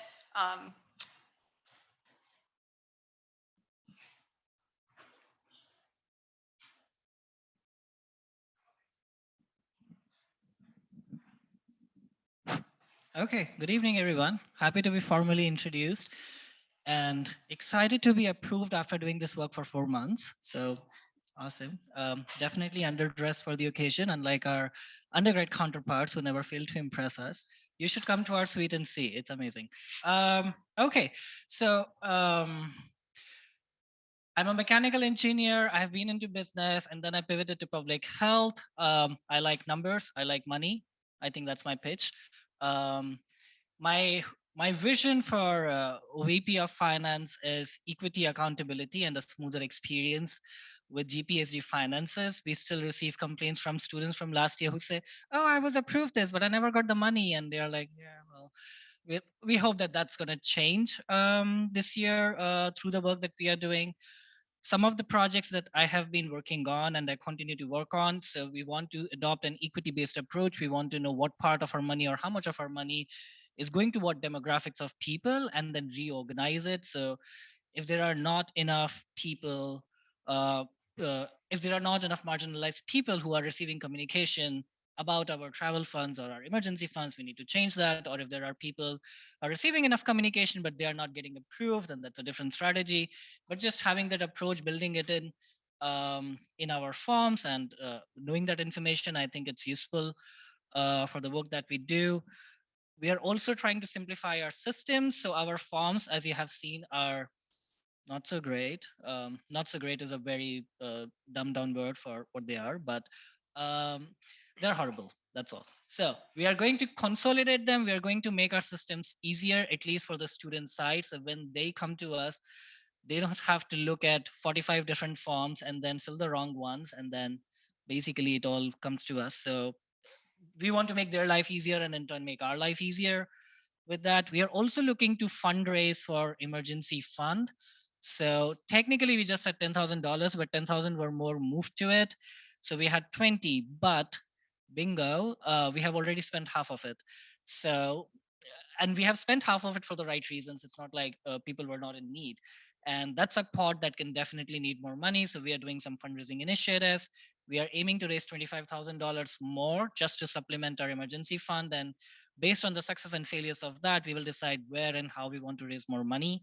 And we can definitely use some help with that if someone is willing to.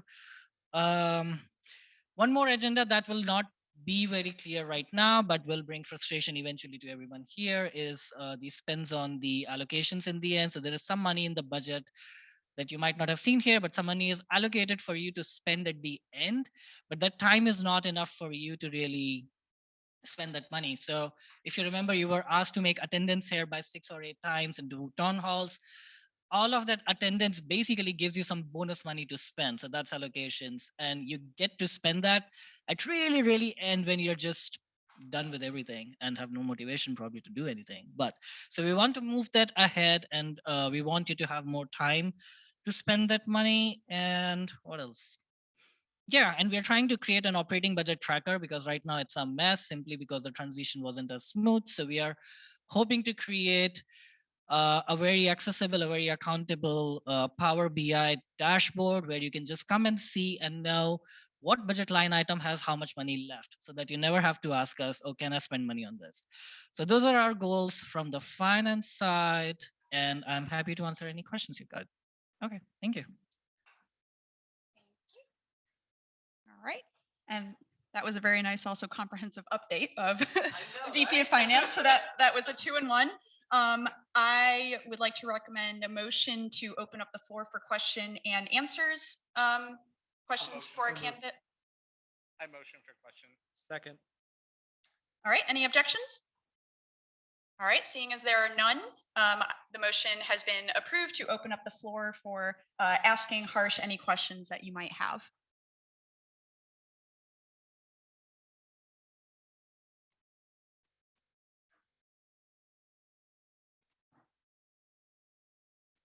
Yes, Daniels. My name is Daniel Apan. I represent the School of Education. My question is, understanding that you have your background is in engineering, and if I understand properly, this is a finance committee VP. How do you intend to manage our resources with your engineering background? Yeah, so engineering means a lot of math, first of all. And as an engineer, at least in India, we also learn accounting. We learn everything. It's bizarre. But I did have balance sheet classes and accounts classes and all of that. But that's not the part that actually makes me good for this job. The part that makes me good is my 3 to 4 years of experience in business and running an agency of 10 different creative professionals where I dealt with national and international clients. And I was the one who was responsible for the finances of it. So where the money is coming from, where the money is going, everyone's paid on time. So that's what I used to do. And I think that is the part that makes me good for this role.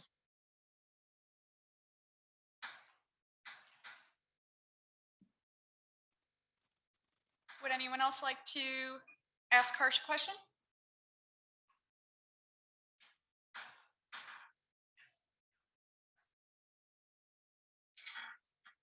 All right. Well, seeing as there are none, I would like to recommend a motion to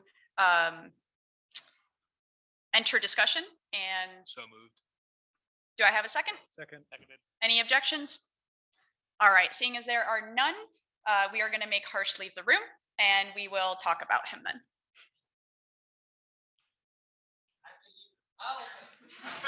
Bye.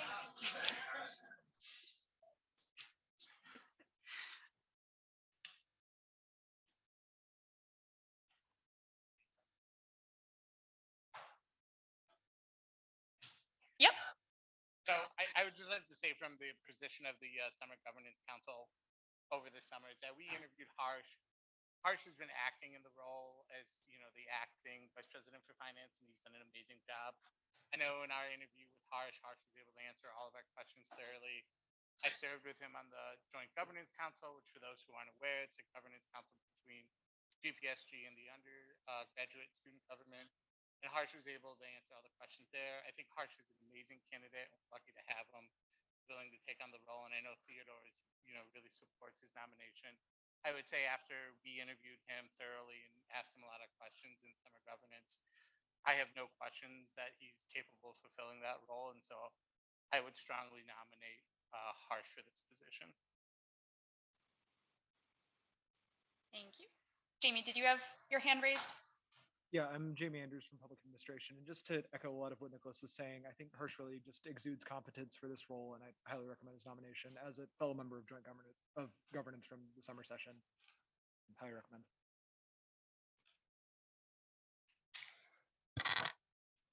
Thank you, Jamie. I have to resort to using this because the microphone died, so I will.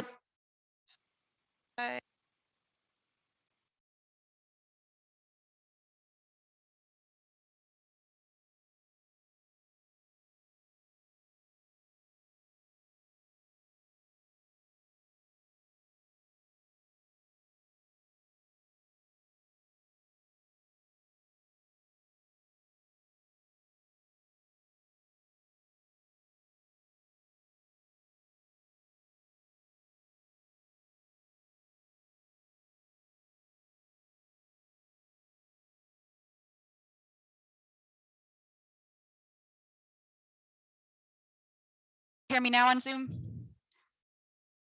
Okay, I'm sorry about that. I clicked the mute button.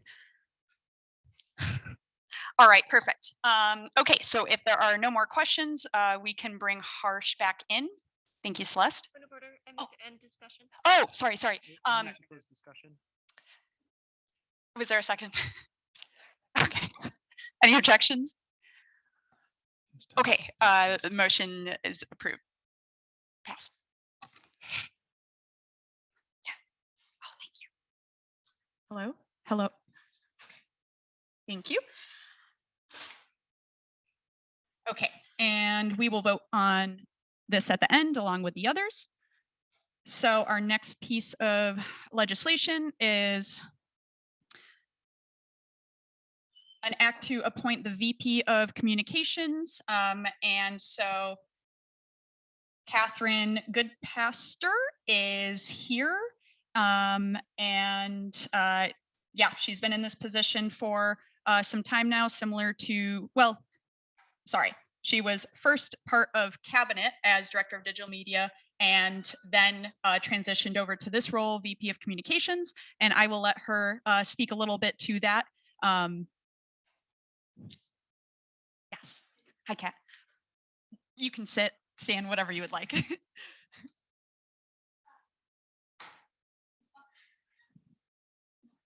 Hi, my name is Kat Goodfester. I am a second year Global Studies MA student. I am currently the Director of Communications for the UNC Russian flagship. Is it not working? Okay, my bad. I am currently in charge of all of the communications for the UNC Russian flagship program. Last year, I served as the program associate for the Center for Slavic, Eurasian, and East European Studies. So I have a lot of experience working in communications and managing communications. So I'm very excited to continue to do that for GPSG, if you would allow me. I will keep this very brief because I know that we all want to go home, but I am very excited and very motivated to communicate with others on behalf of GPSG. I am excited to create these partnerships and work with other organizations. Thank you. Thank you, Kat. All right. Is there a motion to open up the floor for questions? Point of order, I actually believe no motion is required to ask questions of the candidate. I remove my, yeah. Would anyone like to ask Kat any questions? Yes, Jamie. Jamie Andrews from Public Administration. Kat, how do you intend to promote and improve transparency between GPSG and with our student constituents? Thank you. Thank you for your question. I am very big on making sure that the information is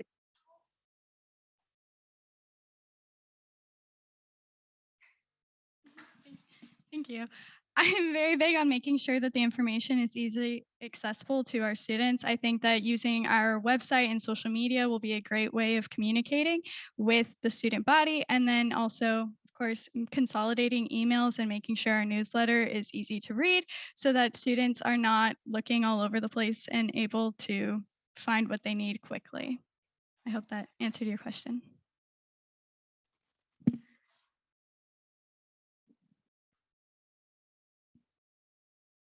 Would anyone else like to ask Kat a question?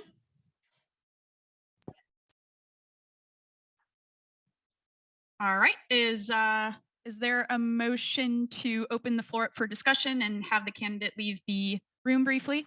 So moved. Is there a second? All right, any objections? Okay, motion has been approved. Thanks, Kat.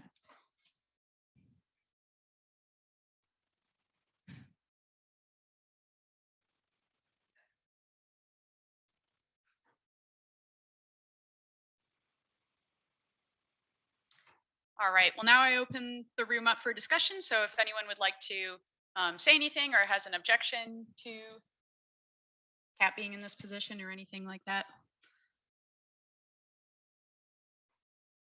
When I was on summer, this is Jackson from chemistry speaking. When I was on summer governance, we interviewed Kat, and she had a great interview. Of all the candidates that we discussed, she was one of the most of them, which were completely uncontroversial. So I think no one would really have any issue with appointing her. And personally, I think she would be good at the position. So. Thank you, Jackson. Yes, Joshua. Yes, Joshua Bakita from computer science. So I just wanted to speak to Kat already doing an excellent job. She was going above and beyond as a director in the cabinet. And after the resignation of our former executive vice president for communications, Kat, I think, really stepped very well into the interim role. Is a great asset to GPSG, and yeah, I think we should close up discussion here and move on. So I move to close discussion. Seconded. Any objections? Okay, motion has been approved to end discussion and invite the candidate back in, and then we will move forward with our second to last piece of legislation. Third to last. Counting. Hey, Theodore. Is Michael here? Is there a Michael Conway here?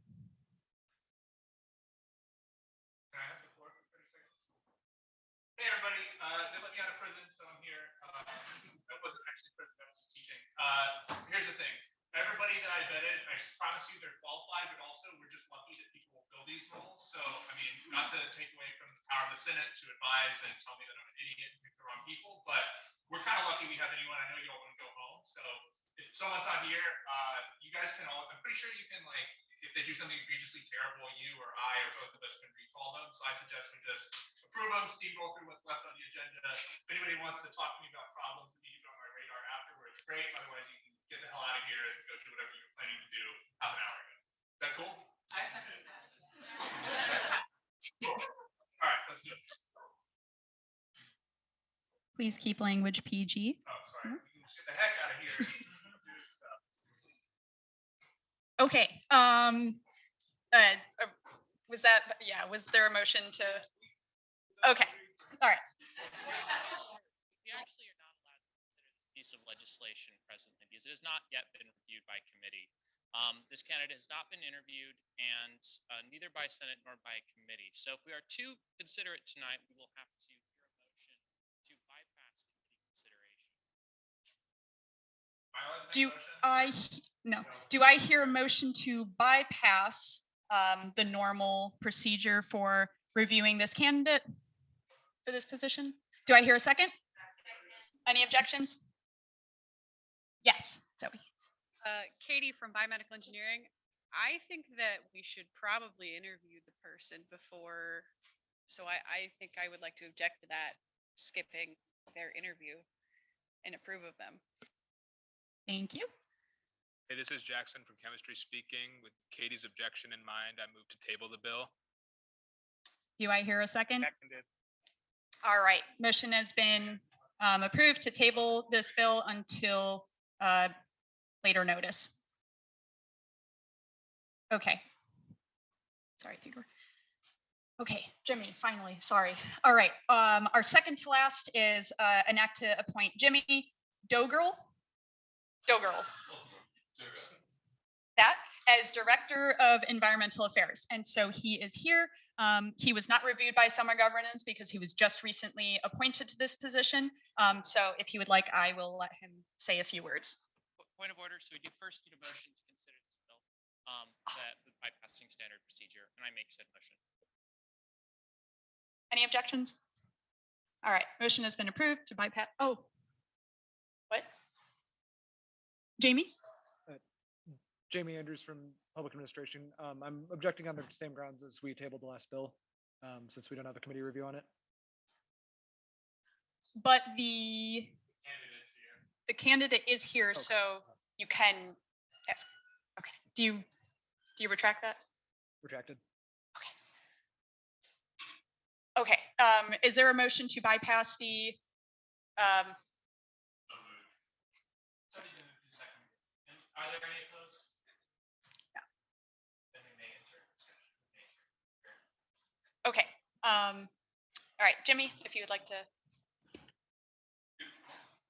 Yeah, thank you. So hi, I'm Jimmy. I'm a first-year graduate student studying transatlantic masters under the Center for European Studies. I'm an international student from Germany with lots of green work experience and outside perspective. So I think that's good, teaching Americans how to do better on climate. My main goals for the year are to help shut off the coal plant that the UNC has, force the university to divest from fossil fuels, and organize a climate action day next to a few other things. I can talk about this more later in my presentation if you confirm me. I've already started working as acting Director of Environmental Affairs, connecting with green student organizations on campus, and starting to set up the Climate Crisis Committee. I've got posters printed, so it would be good to get your confirmation. Thank you. All right, thank you, Jimmy. Is there a motion to open up the floor for asking questions? Jimmy? Thought Senator Bakuna said you don't need to do that. Sorry. It's okay, Robert's rules suck.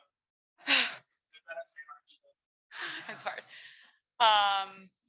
Okay, is there a motion to have the candidate leave the room? I just have a question for the candidate. So this is Joshua Bakita, Science. So Jimmy, I was curious, you're mentioning close down the coal plants. It's a combined thermal cycle generator plant that also generates most of the steam that is used to heat campus. That makes it one of the most efficient coal plants around. Not to mention it also has a natural gas turbine, which is relatively. I was curious how you would see those sources of energy replaced on campus. Thank you for the question. I was only appointed 1 week ago, so take this with that in mind.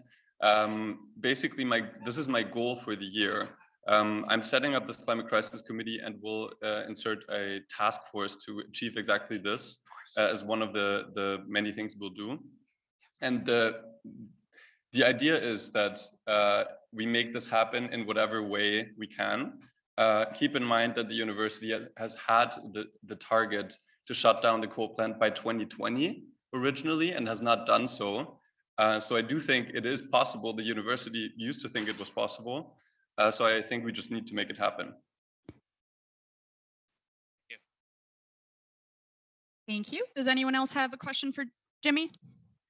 Yes, Nicholas. Hi, Senator Nick Pelosi from Health Policy Management. My question is just to follow up on the statement you just made there, that the university originally had the intention of doing it in 2020, and yet here it is in 2022 and still has not done it. I'm guessing in the foreseeable future, it's not happening. Do you have a reason as to why they haven't done that, or is this going to be part of your investigation as into what's ongoing with this? So the official reasoning is that there are technical obstacles. It's not very clear what that means. So yeah, it will be part of the investigation of how we can make it happen. I have a follow-up question. So just to follow up on that train of thought there,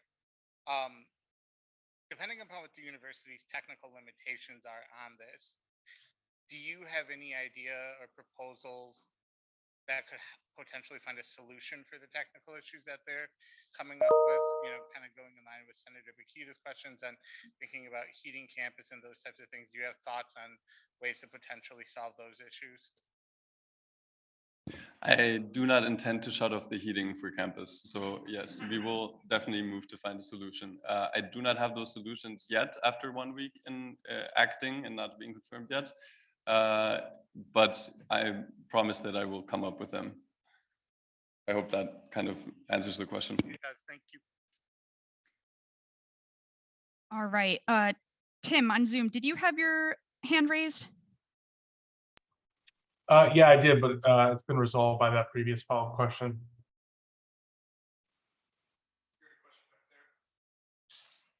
Quick question here. Yes. Ilya Booth from dentistry. Have you seen examples in your native country, Germany, where they did this and it happened? And can you speak on that? You mean shutting down the coal plant? We do it all the time. Yeah. In universities? Universities usually don't have coal plants in Germany, so I've not seen it happen. Yes, Joshua. So I was curious if you could speak to some of your technical backgrounds with renewable energy, energy efficiency, and associated projects. Sure. So before starting my graduate program here this year, I worked for 2.5 years as a political analyst, specializing on climate policy in the EU and Germany. In this role, I worked specifically on EU legislation on renewable energy, on energy efficiency. So exactly what you were talking about. Does that answer the question? All right. Well, I move that I have my cheat sheet finally. I move that the debate on this motion be limited. The chair can't move. They can ask for a motion. Sorry. I move that. Is there a second? Any objections? Okay.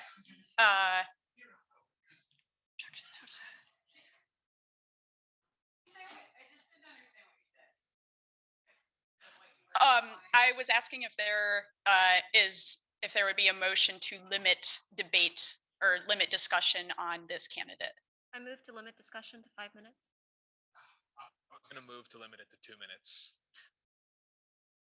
Second. We should spend 3 minutes discussing that.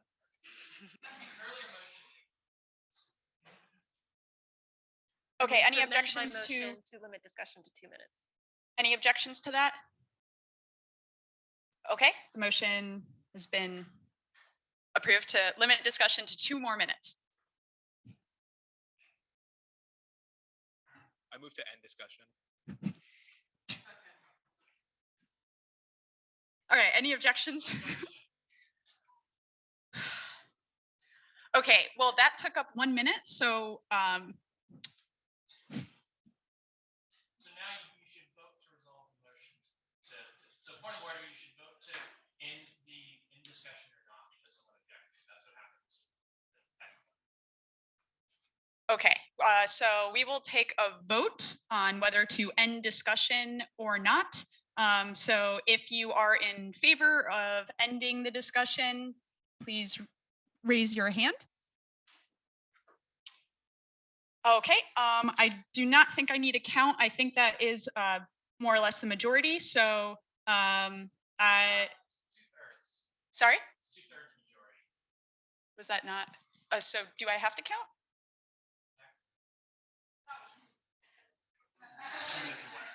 Could I have everyone raise their hand again? Who did? Okay, that is 2/3 with their hands over 2/3. Okay. For anyone who would like to vote no on ending on the motion to end discussion, can you please raise your hand? Okay, seeing as that is less than 2/3, the motion has been approved to end discussion on this candidate. Okay, last.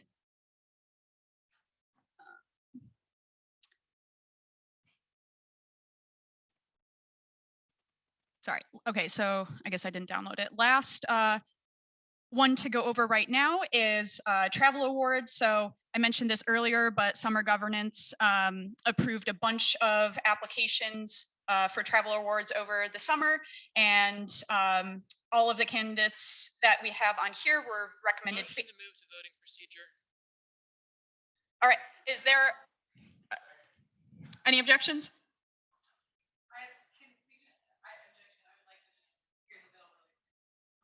Sure. Motion withdrawn then. All right. Yeah. So basically, how this is we list the name of the individual here, which department they're from, department, and whether it's domestic or international travel, and for what conference or meeting they expressed the need of these funds for, and then whether we fully fund or partially. So you can see here for this last person, we partially funded their full request. And so for the total amount here, we had a total of 36 applicants. And so we awarded 9. We have, I think, 25,000 in our budget. So this is kind of a lot that we are awarding for the summer, but we had a lot of nominees. So this was what was finally decided. So is there a motion to end discussion? No. Sorry. Is there a motion to enter discussion about this bill? Is there a second? Seconded. All right. Order. We just don't need, if we don't enter discussion, we don't need to end it.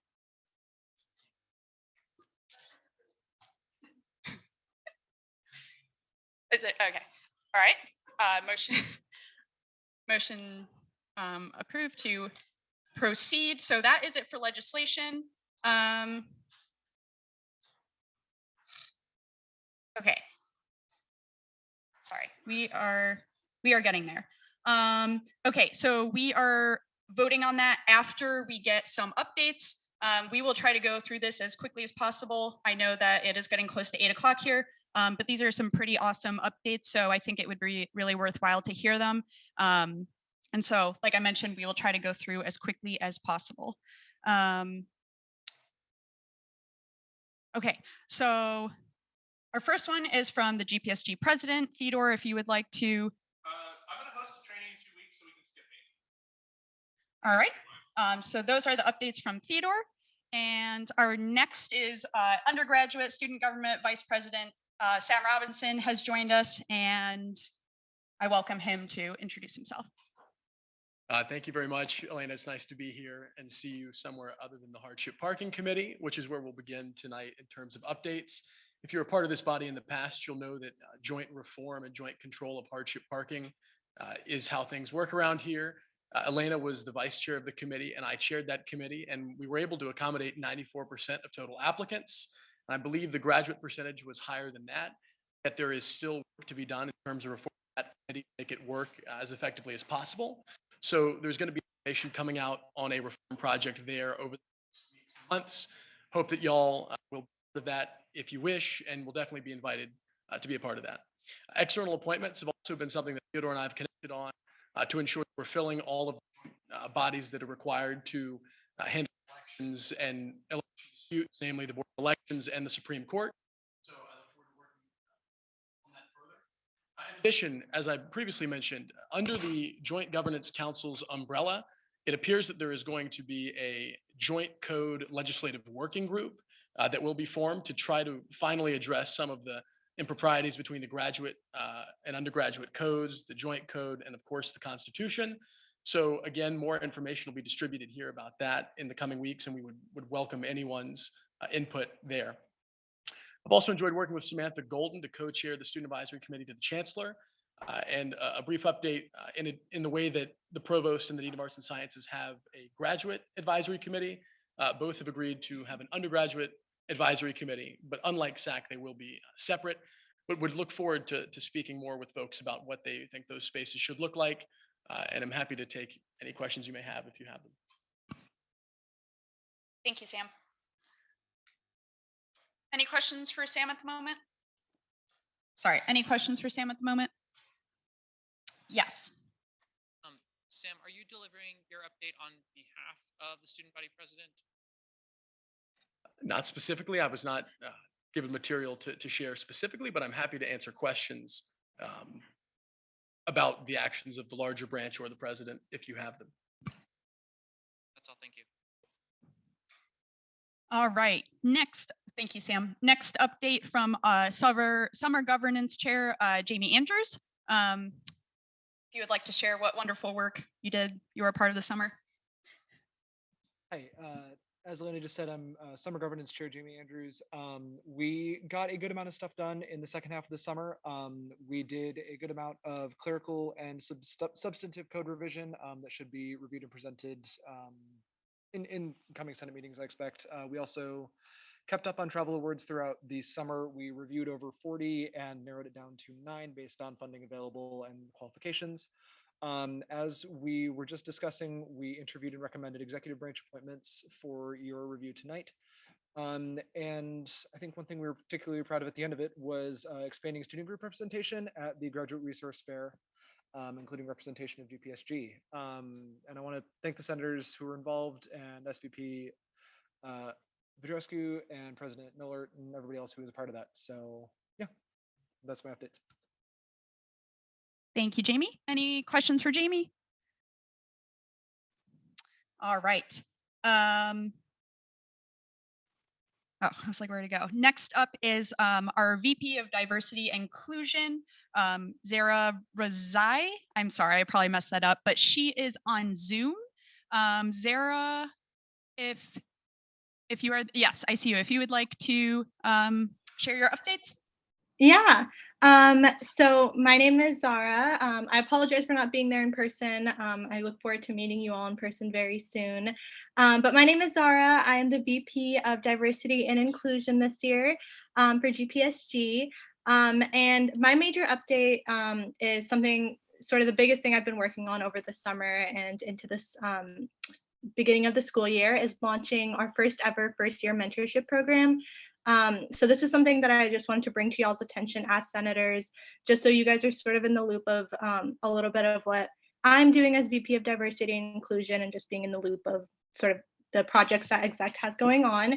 I also wanted to put this out there in case any of you guys are still interested in joining the program, either as a mentee or a mentor. So as a mentee, you would have to be a first year student new to your program or a like new student to UNC in general. And then you would be matched with a mentor who has been here for a little while and can sort of guide you on sort of non-academic things. So this is not an academic based program. It's more so just like a general adjusting to UNC, adjusting to graduate student life, and sort of just having a first friend and someone who you can connect with. So the QR code is up there. I am going to be closing the QR code and the form for this very soon, just because I don't want this to be going on into mid to late semester, because that would sort of defeat the purpose of this. So it is going to be closing soon. So I did want to bring this to your attention as sort of like a last call if you are interested in this. And my email is up there as well. It is kind of small. So feel free to reach out if you have any questions about this. Or any DEI issues or concerns in general. I am your go-to person for that. And so that is all. Thank you. Does anyone have any questions about this program that they would like to ask? Yes. Hi there, Katie from Biomedical Engineering. I was just wondering if you could share when you think soon is going to be. I understand that there might not be an actual date, but just I want to share this with my department. So I was hoping to give them an idea of how much time they had to sign up. Yeah, definitely. So, by soon, yeah, I really haven't decided yet. So I would say probably by the end of next week, sort of like mid-September. Again, I just don't want this to be going on for too long because that'll defeat the purpose of like an intro, adjusting to UNC type of program. Um, but we have already launched it. So people who have signed up over the summer have already received their mentors or mentee matches. So the program is sort of already going on. And so for it to not be sort of like this rolling thing that's been going on for like all semester, I do want to have it stopped probably by the end of next week. So please feel free to share this. So thank you so much. That would help out a lot. But again, the deadline, I would say probably by next Friday. Thank you. Mhm. Thanks. Does anyone else have any questions? Yes. Sorry, quick. Nathan Quinn from English. I just had a quick question, which are there any plans to integrate this first year mentorship program with existing first year mentorship programs in different departments? So yeah, I'm aware that almost every department, graduate professional school department, mine included in the pharmacy school, has first year mentorship programs. And a lot of them are more so like academic based. And so the purpose of this was just to sort of um, form a community of graduating professional students in general and have it not be so academic focused, since I already know there are programs like that in place in the different schools, but sort of just someone you could go to for general advice on how to, how to organize your life as a grad student, places to go on campus, things like that. That would be very helpful information to know if you're brand new to a campus or brand new to graduate student life in general. So as of right now, this is our first time launching the program. We definitely aren't going to do that this year. But as far as integrating this into other programs in the future, that could be a conversation to have in the future. Yeah. Yes. Hi, Philip Netty, representative for Public Health Leadership. The form doesn't work anymore. Could Oh. interested students just email you? I did try to do the QR Yeah. code. It says that it's closed now. Oh, I was not sure that the form closed. Yeah, so yeah, if you're interested, email me. I will actually work on getting this QR code to work again. Probably just having to reopen the form. I didn't close it, so I don't know why it closed. But yeah, so for right now, definitely just email me if you're interested. And then I will work on getting this QR code to work if you do want to refer back to this flyer in the future. Thank you. And we do have Yeah. notes being taken, so contact information, any of that will be included in there, but I will also share slides and anything that you might want to share with constituents. So a separate PDF of the flyer, once that QR code is updated, I can share that with you all on the Heal Life. All right. Thank you, Zara. Appreciate it. Of course. Thank you, guys. All right, so now we have a few updates from some cabinet directors. So if Claire and Brendan, Claire is Director of Assessment and Brendan, Director of State Relations. Well, yes. If you're We have, it's perfect.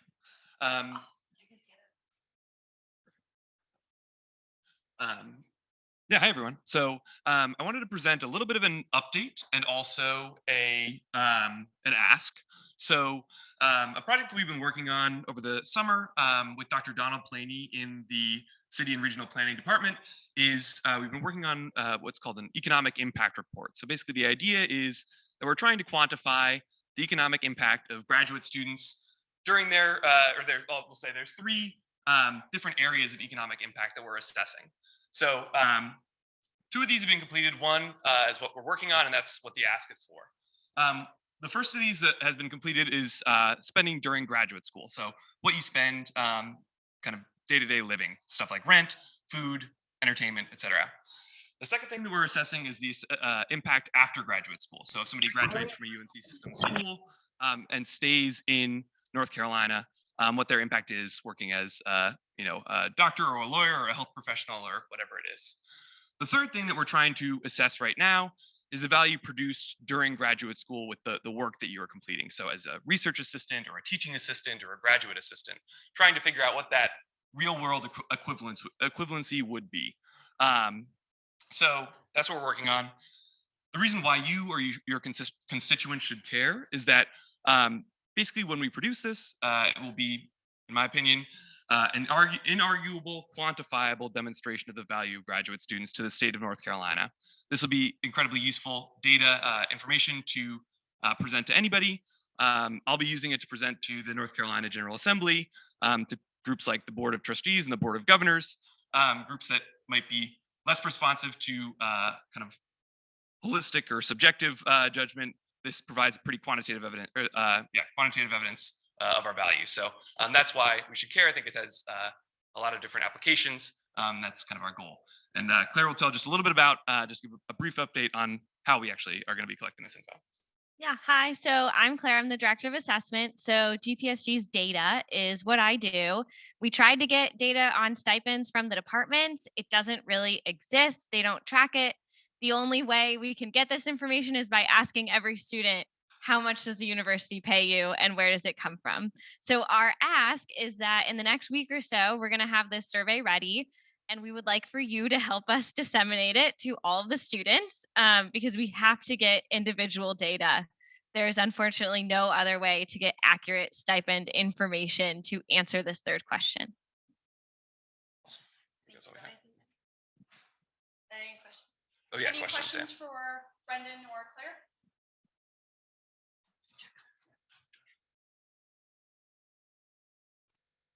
I don't know if I'm allowed to call on. Joshua's fine. Joshua. Thanks. I just had a comment. I wanted to say that Brendan, I know you are already doing an excellent job. Saw they had an article in GTAs there. They were interviewed in an article in GTAs today discussing precisely this topic, especially advocacy. So, and I look forward to many good things. Thank you.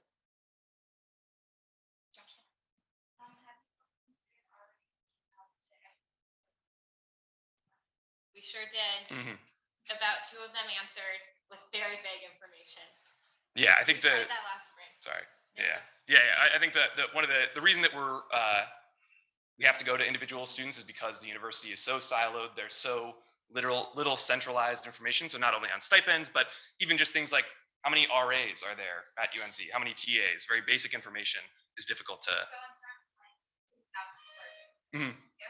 Yeah. So we will. I think there's gonna be a number of different avenues for dissemination, and Claire can also speak to this. Yeah, but so we'll send it to them too. But students don't always like those emails, so coming from you guys is also helpful. Or if they don't send it, you could help push them. Just try to tell your constituents to answer it. Awesome. Any others?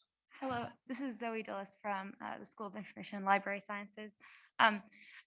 Thank you for this work. I was trying to help you all in the spring with asking the departments.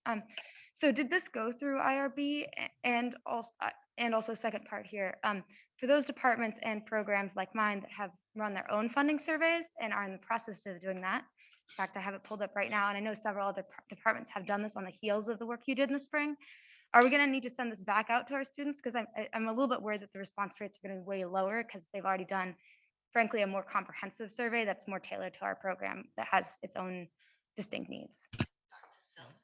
So for SILS, because you guys are so small and we've worked with you all in the past, we might be able to take that data and then hand enter it into what we have. So you guys can hold off on answering it and we'll work with you. Yes. I think just to follow up on the question that was previously asked. So what type of data protection have you guys, made sure that it's going to be entailed in this survey? Is this something that is IRB approved or not? Because in essence, it is somewhat of a research question that you're asking of participants. And can you then further discuss data security, the anonymization of the data that you're collecting, those types of things? Who handles the data? Where is it being stored? Because in essence, you are asking very personal information of individuals that could be potentially revealing that, how departments are paying their students and such. So the data is non-identifying unless you are the only RA in your department, to which we could tell students you don't have to answer. For most students, they would be indicating that they are a research assistant paid by the instructional budget and that this is their stipend number. So it's up to students if they want to share that. I don't think that in the past any information surveyed from graduate students has been IRB approved. Yeah, that would be.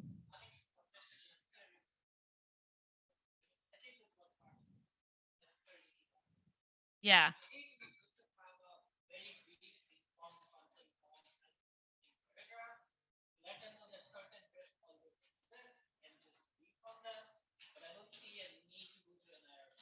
Yeah, we can certainly add a disclosure about risks. We have the survey begins with a description of what this is going to be used for. In terms of protection, we would either be using Qualtrics or Forms. I know that Qualtrics is research approved by UNC and that it's a protected service that research uses as well. What was that? Yeah. Does that answer? Yes. Follow up on that question. Fernando Quintano from PhD.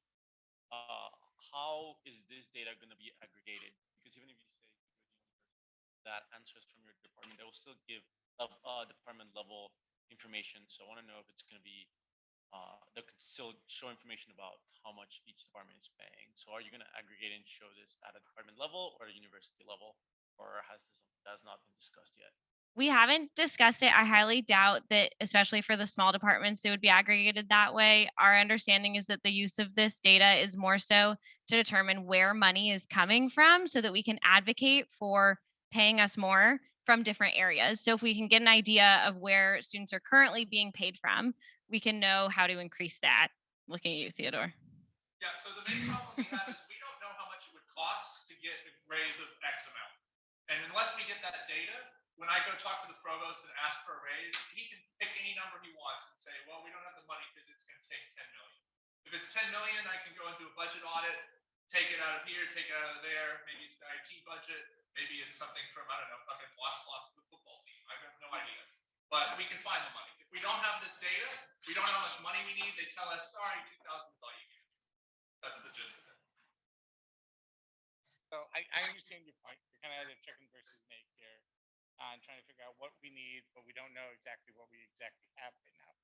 The concerns that I have, and I think some others have asked it as well, is that if this information is going to be potentially identifiable, there is a potential that there could be some type of, identification, which could lead to possible negative effects to an individual, which I'm just thinking from a survey perspective would make me hesitant to want to fill out a survey where I could be potentially identifying myself on this. So I would just recommend you moving forward that, think about some of the questions that have been asked on like, how will you be aggregating this data? Will it be at a departmental level? Will it be at a school level? Will it be at a university level? Will it be at a degree level? Those types of things.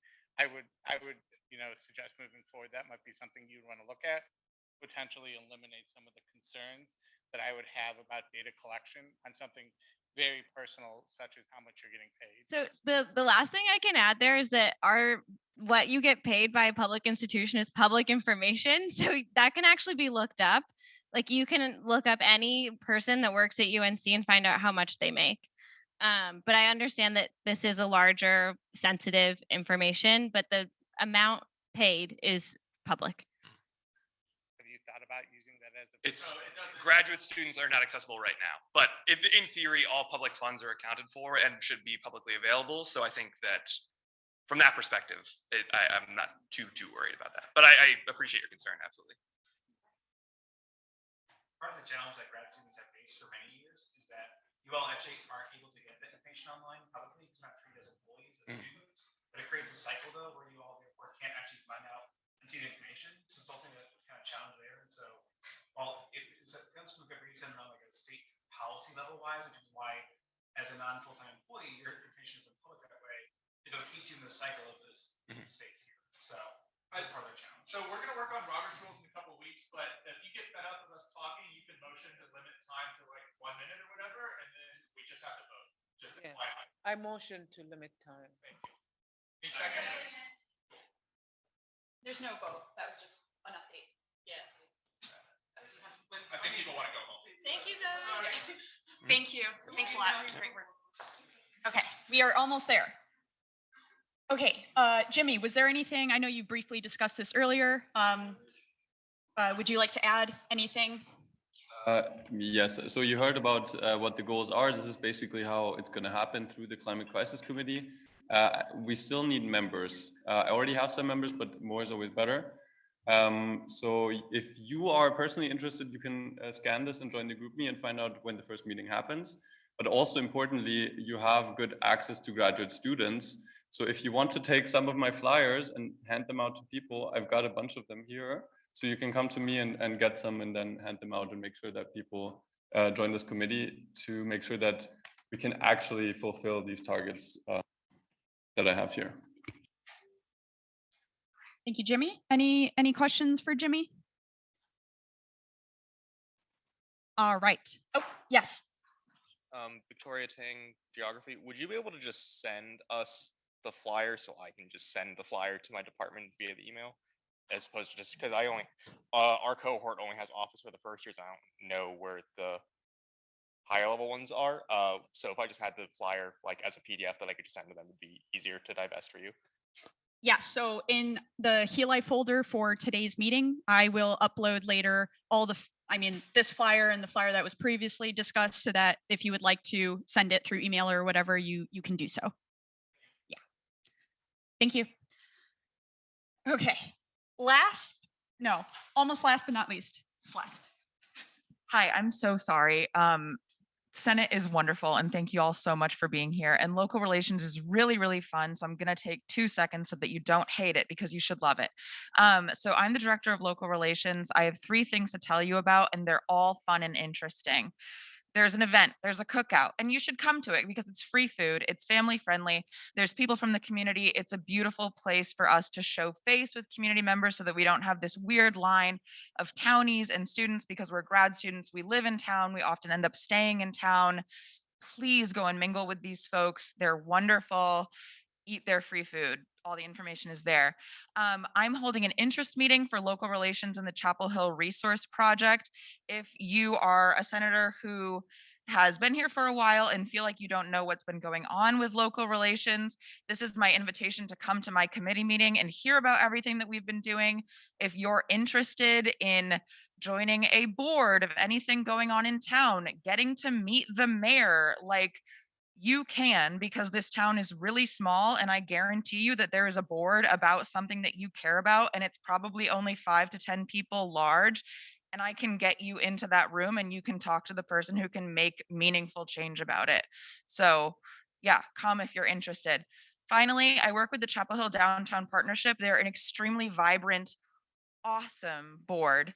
And we have worked with them to create a trail. Basically, when you get those passports and you stamp off, like, I went to all these different stores and now I get a coupon, but it's going to be cooler than that because we're going to run it.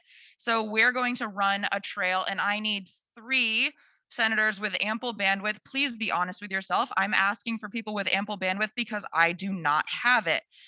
It is only 1 semester of engagement, probably honestly less than it, because I think we want it to run before the end of this semester. And the ask is for you to network with downtown businesses, student organizations, to basically establish, like, such and such organization is going to be at such and such business. You'll get to develop really awesome relationships. So if there's a student org that you're passionate about, a business that you're passionate about, you could help to facilitate those relationships. My email is on there. Thank you so much for being here. Thank you. Thanks, Celeste. All right, and I will send these slides later. So I know there's not a QR code here, but you will have all of this information. Okay, I do not think Mark is here.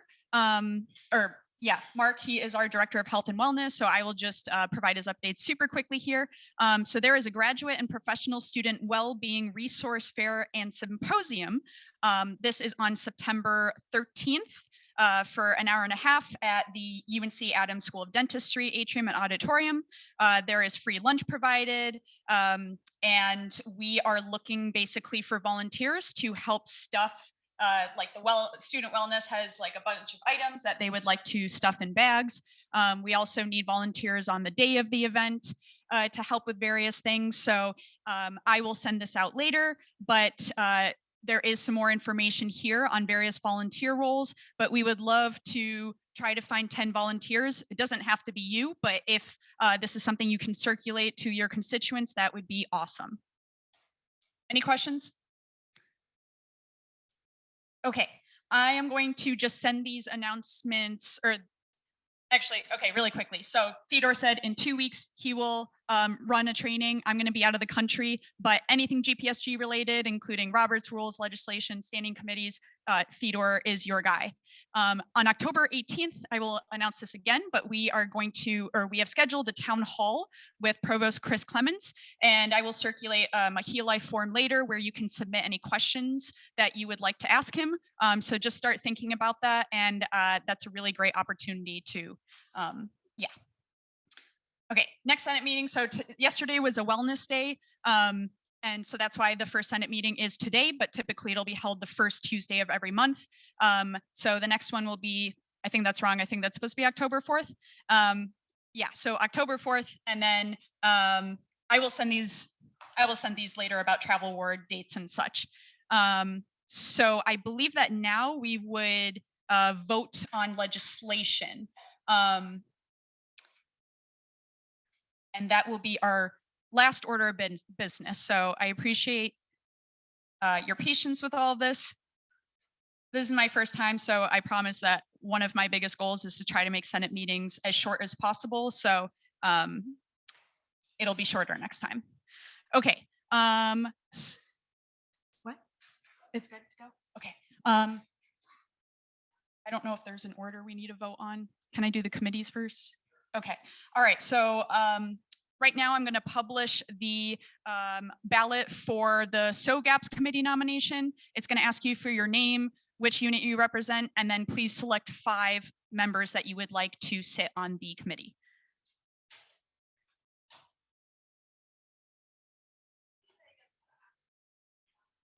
Yeah, I have to find out too. So I believe now that I published it, you should be able to go to Heal Life organization GPSG. You don't need to go to the elections, but just go to the GPSG organization site, and I believe something should pop up. But okay, make sure you're signed in. Thank you.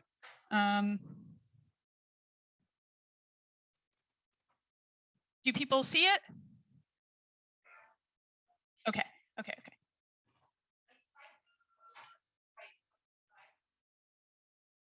Yeah.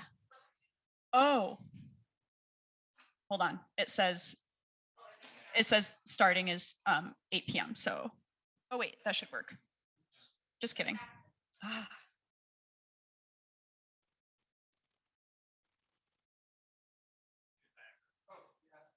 Okay, thank you.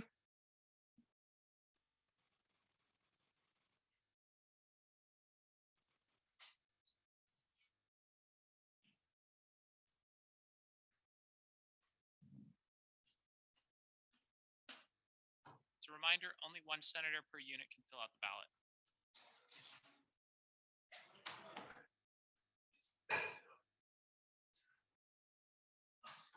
Does anyone need help accessing the ballot?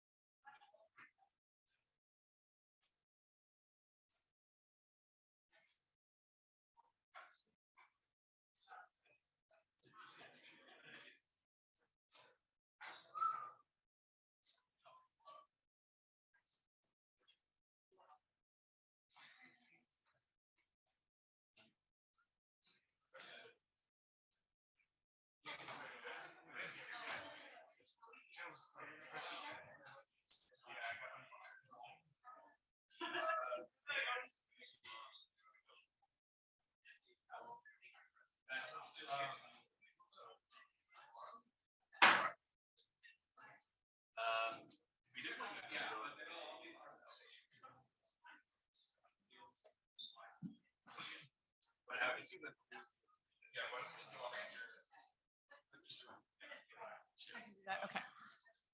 All right, while you are working on that, I will open up the ballot on the legislative pieces that we went over. So you will follow the same procedure, name, unit. please only one senator per unit. If you have a co-senator, and vote on all six. Oh, I guess I have to edit the one that was tabled. Yes. You can always hit this.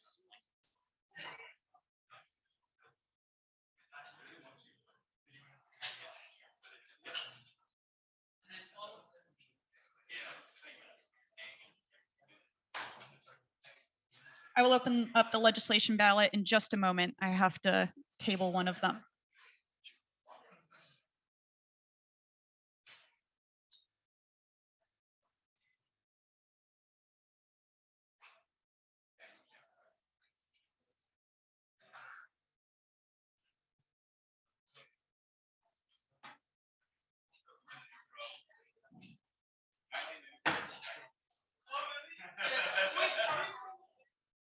I think we're voting on like the.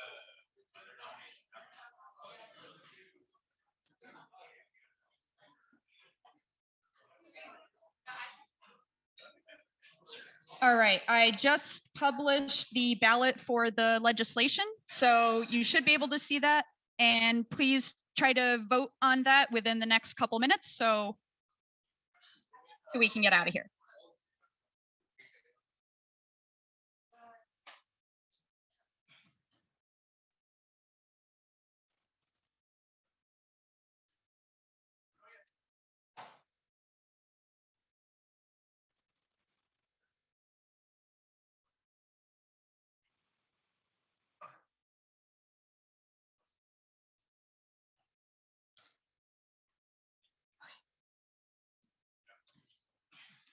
Has everyone voted for the SOGAPS committee members? Or is there anyone who still needs to vote who hasn't? By a show of hands? Okay. Do I announce just?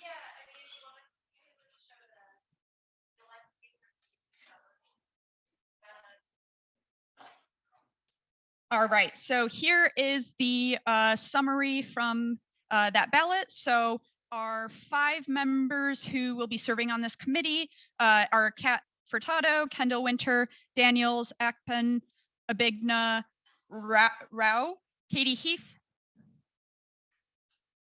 Katie Heath. All right. Oh. All right, well, thank you for everyone who self-nominated. And now I will go to the legislation. Publish them all and then let them like as soon as they're done, whatever their own case is, or do we have to go one by one? Do you know? Oh, for all the legislation? Yeah. I will check.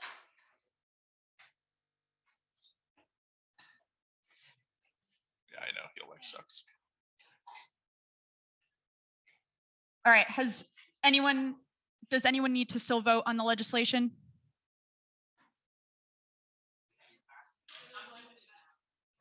I'm sorry? Some still need to vote? Yeah. Okay.